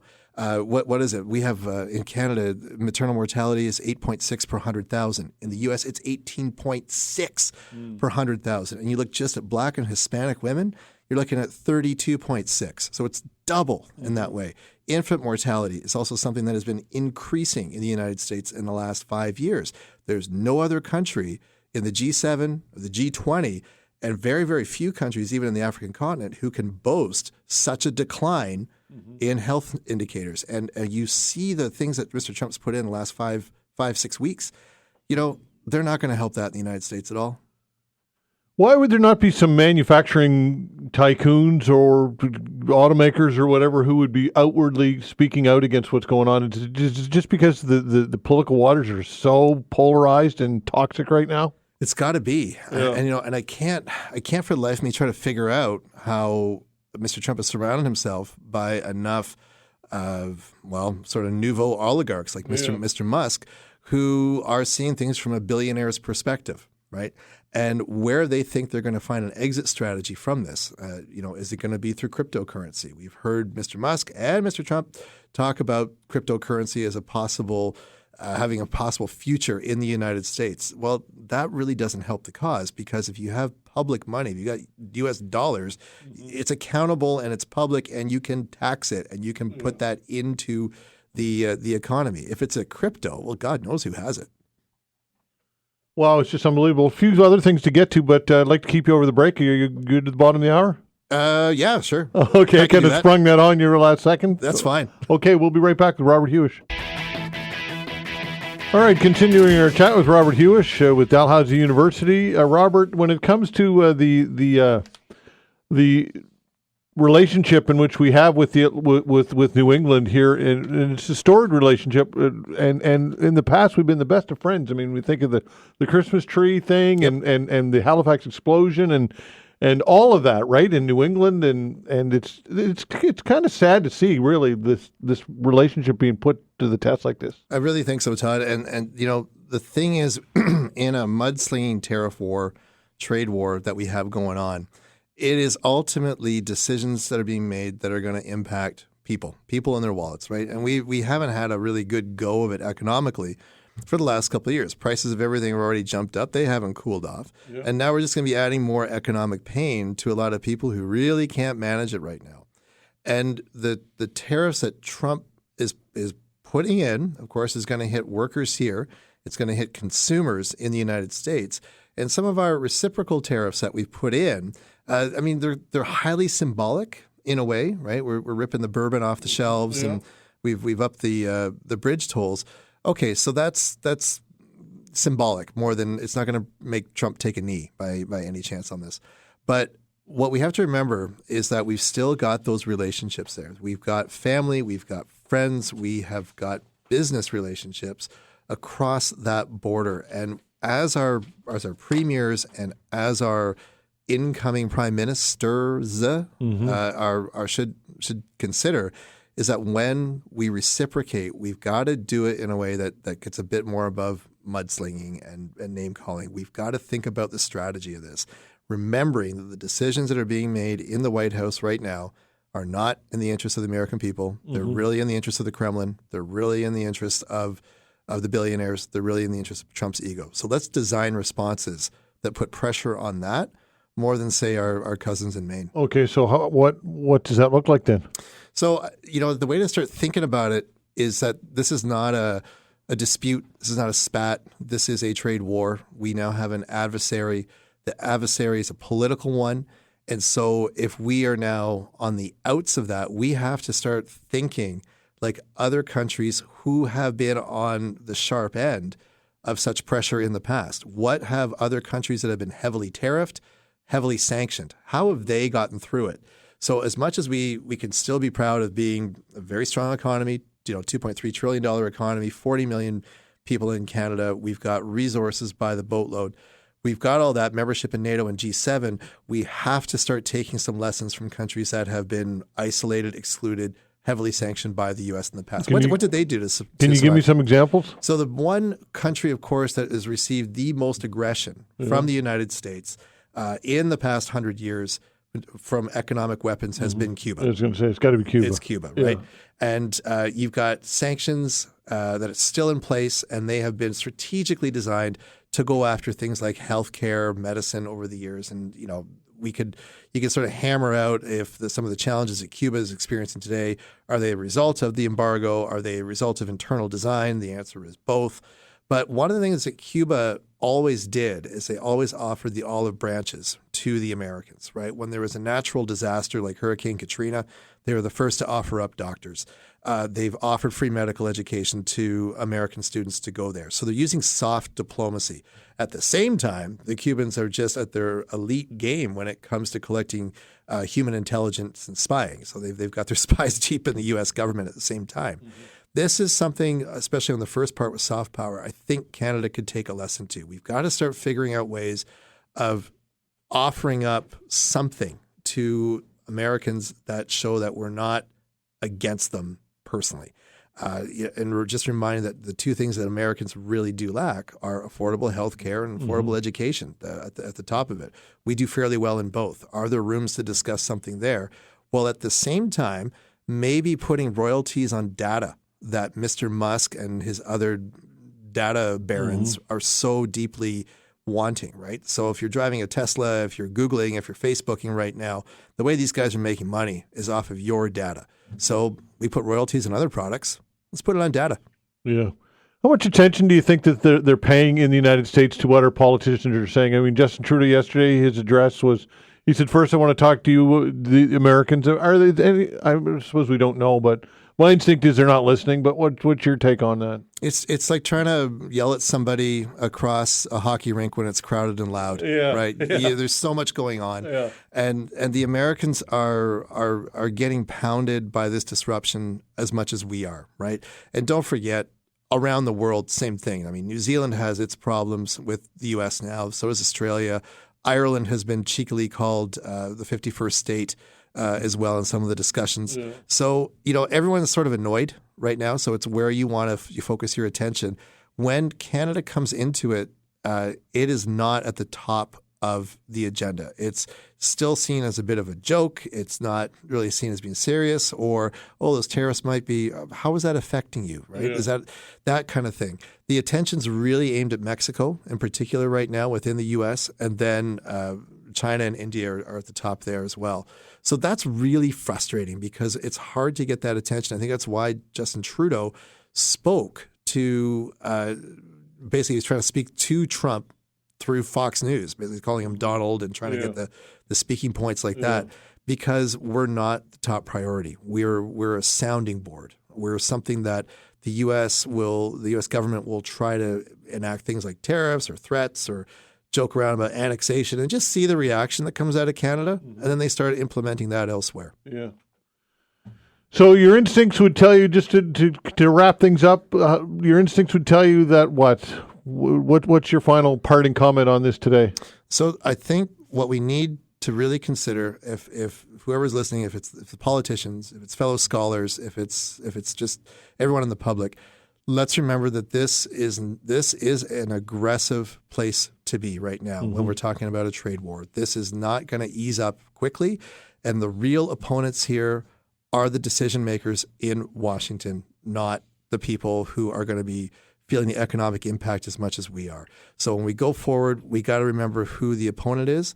And the last thing, Todd, I'll just say is the real disheartening thing coming out of all this for I think many Canadians is the lack of protest. We're just not seeing that sort of solidarity coming out of the U.S. So it's all the ultimate check, the ultimate balance in the U.S. is to protest. They've got a long history of chucking out presidents through protest. Yeah. Now would be a good time.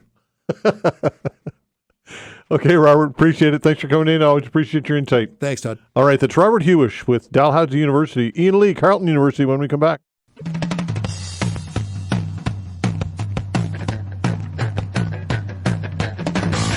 All right, joining us for a conversation is Ian Lee, business professor at Carleton University. Ian Lee, thanks for joining us. We appreciate it as always.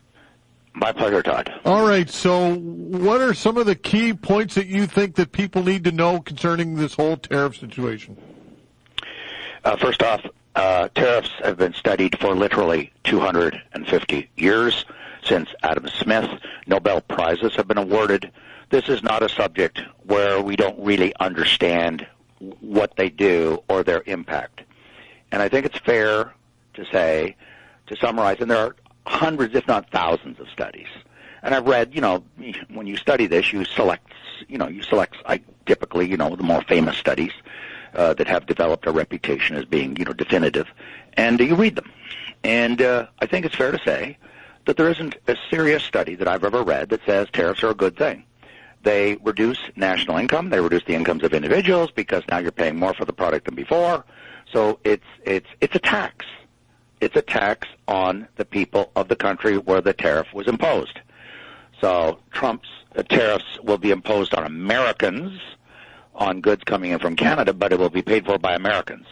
The retaliatory tariffs in Canada will be imposed on Canadians. So when Melanie Joly and Trudeau talk about roughly $200 billion in tariffs, This is plain and simple a tax increase on Canadians. Now, some people say, hey, that's great. I don't think it's great. I think it's going to hurt us. It's going to hurt us badly. In fact, every econometric analysis suggests we're going to probably go into a recession. I've never heard anybody say that recessions are a good thing and people losing their job, and yet there's people who are so angry at Trump, they say, no, we got to do this. I think it's a catastrophic mistake, and we're reacting emotionally, but our national leaders and those people that support them. And we are trying to cut off our nose, or unwittingly, we're trying to cut off our nose to spite our face. And it's a terrible, terrible strategy. And then I get, because people write me all the time saying, so what you're saying is you should just lie down and let Trump stomp all over you. I've never said any such thing. I don't know how people can jump from one extreme to the other. And I haven't heard a single person say, let's lie down and let him tromp all over us. I've never heard a person. So why would we come up with a false alternative? Trump has said Ford has said this. So has Trudeau. And there's no justification for them saying that because nobody is advocating that. In fact, there's tons of studies over the last 20, 30, 40 years about how we've got to become and respond to our declining competitiveness and declining productivity. I'm not changing the topic at all. That, to me, is the real subtext of this debate. We can't control what Donald Trump does. We have no control over him. He was elected by Americans, not by Canadians. He's the President of the United States, not Canada, not the Prime Minister of Canada. But we can control is how resilient and adaptable and flexible we are to respond to crises from outside. And that means making our economy much more dynamic, much more innovative, and turn around the collapsing productivity. And so what worries me a lot, a huge amount, is that these various scenarios putting forward, alternatives being put forward, well, let's develop a buy Canadian for municipalities, and let's do retaliatory tariffs. What they're doing is they're masking and changing the topic, changing the conversation and the debate from what we ought to be doing that will address problems substantially. We are changing the debate to false alternatives that will not change anything. Buying American will not eliminate, buying municipal buy Canadian programs will not change Donald Trump. The amounts are trivial, by the way. Municipalities are not big spenders in Canada compared to the federal and provincial, and secondly, most of it's wages. I know because I've studied the City of Ottawa budget for years, and some other municipalities. And doing retaliatory tariffs, all it's going to do is drive us into recession and reduce our income permanently. And the speech that was given by Governor Macklem, appointed by Prime Minister Trudeau, remember, did a wonderful speech 7 days ago. Anybody can download it. Just Google Governor Macklem, Bank of Canada, impact of tariffs. And it's written in business English, showing how destructive tariffs are. They drive up inflation, they drive down the Canadian dollar, they drive capital investment out of the country. And if you go through that speech, he never actually comes out and says tariffs are just uniformly and bad. He comes up with absolutely not one single justification for tariffs. Yesterday, Trudeau was quoted as saying tariffs are just plain dumb. I agree with him. And then he's turning around saying, but now we got to do retaliatory tariffs. Wait a minute. You just told us they're dumb, Mr. Trudeau. Why are you now saying let's go do it too? Why are we doubling down on dumbness? There are many things we can do. So for those who keep saying, well, you're just saying don't do anything. I've never said any such thing. We have $200 billion of interprovincial trade tariffs. That's Canadians punishing and exploiting Canadians. Stephen Polas, the former governor, said if we were successful in eliminating all of those interprovincial trade tariffs, that would completely offset and negate the impact of Donald Trump's tariffs on Canadians. Or not on Canadians, but the tariffs on Canadian goods coming into the States. In other words, there's things we can do, things we should do, and we are, at least the national leaders, are resolutely trying to change the topic to do things that are going to be meaningless. They're symbolic. You know, you can announce, we've got this, a Buy Canadian campaign, and we've called Donald Trump a whole bunch of names today, make we all feel good. But it's not going to change anything. It's not going to change the outcome. And the things that will change the outcome we're resolutely changing the topic by and large. Oh, no, we don't want to talk about an east-west pipeline to all the way down to New Brunswick. Oh, no. No, we don't want to talk about approving LNG exports to Germany, which we so foolishly declined, which would have diversified our trade away from the United States. The Germans were begging for our LNG, so were the Japanese and the South Koreans, and we told them to get lost. No, we want to remain dependent on the United States. So what I'm saying, and this is why I get so upset about this, is we've known for years. There's been tons and tons of studies by Finance Canada, IMF, OECD, Public Policy Forum, CD Howe Research Institute, professors showing, and the Bank of Canada, about our declining competitiveness, our declining productivity. And we've known that we're overly dependent on the United States. This is not something we just discovered this morning or yesterday morning. We've known this for a better part of 100 years. And we didn't do anything about it. And now our chance has come along. And so what we're doing is turning away from the substantial, such as reforming these problems, to talking about silly, superficial responses like let's call Donald Trump names and let's develop buy Canadian policies at municipal level. We're not serious. We are not serious about solving our problems. Can we replicate trade with the U.S. by removing interprovincial trade barriers and opening up other markets, or is it the United States? Is that due to proximity and economy of scale always going to be our primary trading partner? You got a whole bunch of questions there, but I'm not going to duck any of them. I know, because they're all really good questions, but they're all sort of bundled in. Yeah. I have never said to anybody, I never will, because I am not somebody that lives in a fantasy world, that we can stop trading with the United States. Anyone who says that just isn't serious. They don't know what they're talking about. In fact, they're declaring their ignorance. The United States shares a border with us. We can quibble with this 8,100 kilometers, 8,800 kilometers. I don't give a damn. It is the largest market on planet Earth. Frank McKenna just said yesterday, we are always going to have trade with the United States. Absolutely correct, Frank McKenna. Smart man, by the way. I've always respected him. Yeah. And liberal premier, by the way. Not a conservative. For those who think I'm a conservative, I don't belong to any political party. And so we're always going to be. But that does not mean that because they're next door and they're huge and they're enormous, they are, and we're always going to have big trade with them, that doesn't mean that we cannot diversify. We ought to diversify because you should never have all your eggs in one basket. That doesn't mean you stop eating eggs. Okay, I'm trying to use metaphors here. Okay, we're going to keep trading with the States, but we can trade with other countries, and and that's going to get to my next point, Todd. I really want to get onto this because this is really important. We've made so many mistakes at the national level in this country over the last 50 years. I mean, big macro mistakes. One is the over-dependence on the United States. That's one. Another is these pernicious, destructive interprovincial trade barriers. And a third one, and I do blame what John Ibbotson, the Globe and Mail journalist, calls the Laurentian elites. And that's not a buzzword. These are the political decision makers in Ottawa, Toronto, Montreal, not the Maritimes, not Western Canada. And one of the things they put forward, and you know this, we all know this, we've been told this for 50-odd years, all my adult lifetime. Got to build up our manufacturing. Yes, we're really good at manufacturing, you know. Manufacturing benefits overwhelmingly one place, Southern Ontario. Not the Maritimes, not Quebec, not Western Canada, not Eastern Ontario where I live. And I'm not trying to engage in a let's beat up on the Toronto-Windsor area. That's not my point. My point is, this is my point. In 1970, manufacturing was a third of GDP in Canada. Today it's 10% and declining, thank you, declining. We've gone from 7th or 8th largest manufacturing country in the world. We're at 17 and declining. And yet we are told over and over, manufacturing is extremely important to Canada, even though the numbers show that they're not extremely important to Canada. And so my point is we poured billions and billions and billions into it.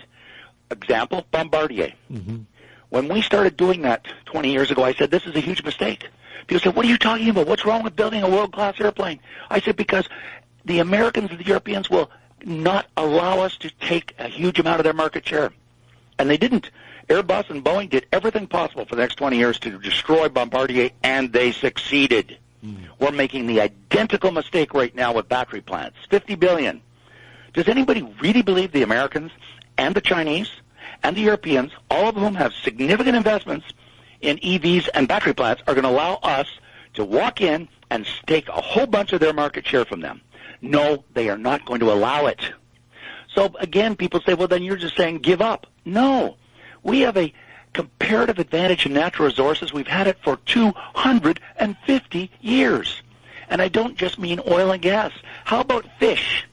How about agriculture? How about trees, timber, lumber? How about potash? How about uranium? Our number one and number two exports in the world are not cars, not manufactured goods. It's oil and gas followed by minerals. And yet we've had the Laurentian elites telling us for 50 years natural resources exploitation is bad, it's low-tech, it's dirty, it's horrible. We have a no mining bill, we have a no pipeline bill, we have a bunch of bills that actually are trying to stop the development of natural resources in our country, even though these other countries want our resources. That includes China, that includes the United States, and it includes Europe. So what are we doing? We're pouring billions and billions, beating our head against the wall in manufacturing where we do not have a snowball's chance in hell because the Americans are going to clobber us every time we try. So will the Chinese, so will the Europeans, just as they did with Bombardier. And instead, we should be doing and developing our enormous bounty of natural resources, and we're not. So what I'm trying to say is this crisis caused by Trump, and it is a crisis, it's forcing us, I hope, to come to our senses and stop dreaming and living in a world of delusion. And we have lived in a world of delusion. I testified before the Senate Progressive Committee 2 weeks ago in Ottawa.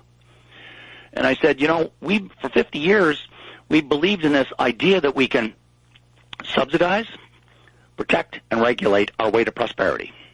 And what we've learned is it's a failure. And people say, that's your opinion. Mario Draghi, the former governor of the European Central Bank, has published a report on competitiveness on Europe. And it is very, very critical. He says Europe is in a desperate crisis. Their competitiveness and productivity is declining. It's collapsing. You read the report, which I did, and I thought he's describing many of the problems of Canada. He has a great line in there. He says, America innovates, China replicates, and all that Europe does is regulate. and so that path is failed. It's a path to failure. And we've got to recognize that the world's changing, that path has failed, and we've got to change directions. We've got to give up on our protected industries because it doesn't protect our way to prosperity. It protects our way down to decline. And we've got to work on our comparative advantage, which is resources, and not manufacturing where we have no comparative advantage whatsoever. That's why we had to spend $50 billion of government money, because the private sector wouldn't do it. Right. And so we've got some very tough choices ahead of us, and they're going to be fundamental. And I don't believe we're there yet. Okay, and fantastic as always. Thank you so much, my friend. Okay, good talk. All right, take care. Ian Lee, business professor, Carleton University. Moshe Lander when we come back. All right, joining us for a chat is Moshe Lander, economist from Montreal's Concordia University. Moshe, thanks for joining the show. We appreciate your time. My pleasure. All right, so what are some parting words, I guess, when it comes to parting words, meaning that our show's wrapping up at the top of the hour. So what are some parting words from your vantage point concerning all these tariffs? And there's so much to talk about, I guess. Free trade is the way to maximize society's well-being. So, I would say that the objective is to make the cake as big as possible and then figure out how to divide up the slices after. If we obsess on worrying about the size of everybody's slice before we worry about the size of the cake, this is going to lead to an inefficient outcome where we end up poorer than we otherwise would be. And the way to maximize the size of the cake is free trade. Any attempt to block it, tariffs, quotas, counter tariffs, all it does is it weakens society. It might create some winners and losers, but the gains of the winners will never be greater than the losses of the losers, and that's the sad state in which we find ourselves now when we're struggling with cost of living and affordability issues. We just made ourselves weaker today, and the Americans started it, but we piled on and made things worse for us, too. Okay, so what would be a better, more effective strategy? Well, it's not going to win any votes, but the best thing to do in response to tariffs is to do nothing. I'm not going to sit here and take what the Prime Minister correctly called as a dumb move and add to it with my own dumb move. It's not two wrongs makes a right. But look, I get the politics, and anybody who says, well, you're never going to win re-election with that. No, I'm not. But my objective is if I can explain to society that the best thing to do is do nothing, then you actually might be able to win an election when you can say, look, you should know better. This is not the proper response. What we should be doing right now is removing interprovincial barriers because those act as little mini tariffs within the country, and look to diversify our trade partners beyond the U.S. and not be complacent that just because it's the biggest economy and they're right on our border doesn't mean that we have to put all our eggs on one basket when it comes to them. What are your thoughts on Premier Ford and his bold comments about cutting power and doing it with a smile on his face to the United States? And what are your thoughts on that type of kind of bombastic approach? What a great adjective, and that's exactly it. It's bombastic. It's bad economics. Look, if you're going to do some sort of retaliation, then don't upset the people that would naturally be on your side to begin with. And so, when he's ordering all of the wine off the LCBO shelves and when he's threatening to turn off the power, he's mostly going after states that are inherently voting Democrat to begin with. So why would you want to swing them to Trump's side because they now feel aggrieved that, hey, I thought I was supporting you, and this is the way you repay me? Quebec has never felt more part of Canada than right now because we all have common cause that we're against Trump. We would be doing exactly the same thing then, where we would be taking wine growers in California, Oregon, and Washington and making them feel sympathy then for the president. And maybe he's not so wrong after all, the way he describes Canadians. The same thing would happen if we turn out the lights across the American Northeast. Most of those states vote reliably Democrat, and they were sitting on their hands yesterday watching the president's display in Congress. All right, so if for whatever reason they walk back these tariffs and the challenge is what's going to happen tomorrow or the next day or next month with Trump, the unpredictability is getting old, I guess, is what I'm getting at here. It is. And unfortunately, the more uncertainty there is, the harder it is to make clear-headed decisions. And so the damage is done, even if the tariffs come off today. It's that it was unthinkable 6 months ago that the Americans would ever put us in a situation where we had to compromise our free trade agreement. It wasn't a perfect free trade agreement, but it was certainly better than nothing. What he's looking to do is try and push us back to square one. And so now Canada has to have in the back of its mind that, all right, you might be sweet on trade today, but maybe you're not going to be next month or next year. And so how can I make a 30-year investment in building up a factory or building up a manufacturing base if the thought is that maybe the next Republican president, whenever that comes along, might pull the same stunt? Or is it even possible that at some point the Democrats might say, hey, that's the road to the White House, is let's rip up trade agreements and let's pick on our best friends? It could be coming from anywhere. And so I think the damage is now done at this point. It's just to what degree are we going to suffer damage going forward, given the uncertainty of that huge economy that's supposed to be our best friend. All right, but a minute or so. How long do you think this thing goes on for? And perhaps it's impossible to determine that. But put on your speculation glasses and tell me what you think is going to happen here. So reckless speculation in less than a minute is I don't think that this lasts more than a year. In 2026, there's supposed to be a review of the current free trade agreement between the three countries. I think that at best what happens is we advance those discussions and say, all right, this is really what you're after, is you want to renegotiate the thing that you signed in the first place when you were president the first time around. What is it that you want now? And let's get some clarity and leave it alone. And if we have to sell off the gold for getting some sort of consistency, then that's what we would do at this point. But I think that it won't go beyond that review date, and that was in 2026. Moshe, always great. Thank you so much. Appreciate it. We'll do it again soon. Anytime. All right, take care. Moshe Lander, economist with Montreal's Concordia University. Thanks for listening, everybody. By the way, we will have Premier Tim Houston here in studio tomorrow between 10:30 and 11:30, and we will be taking your calls. So quite timely based on everything that's going on for sure. The Premier tomorrow in studio here 10:30 to 11:30. I'd like to thank Vanessa Van Den Ness on the other side of the glass of the control board. Doing a fine job as always. We're back tomorrow at 10 o'clock. See you then.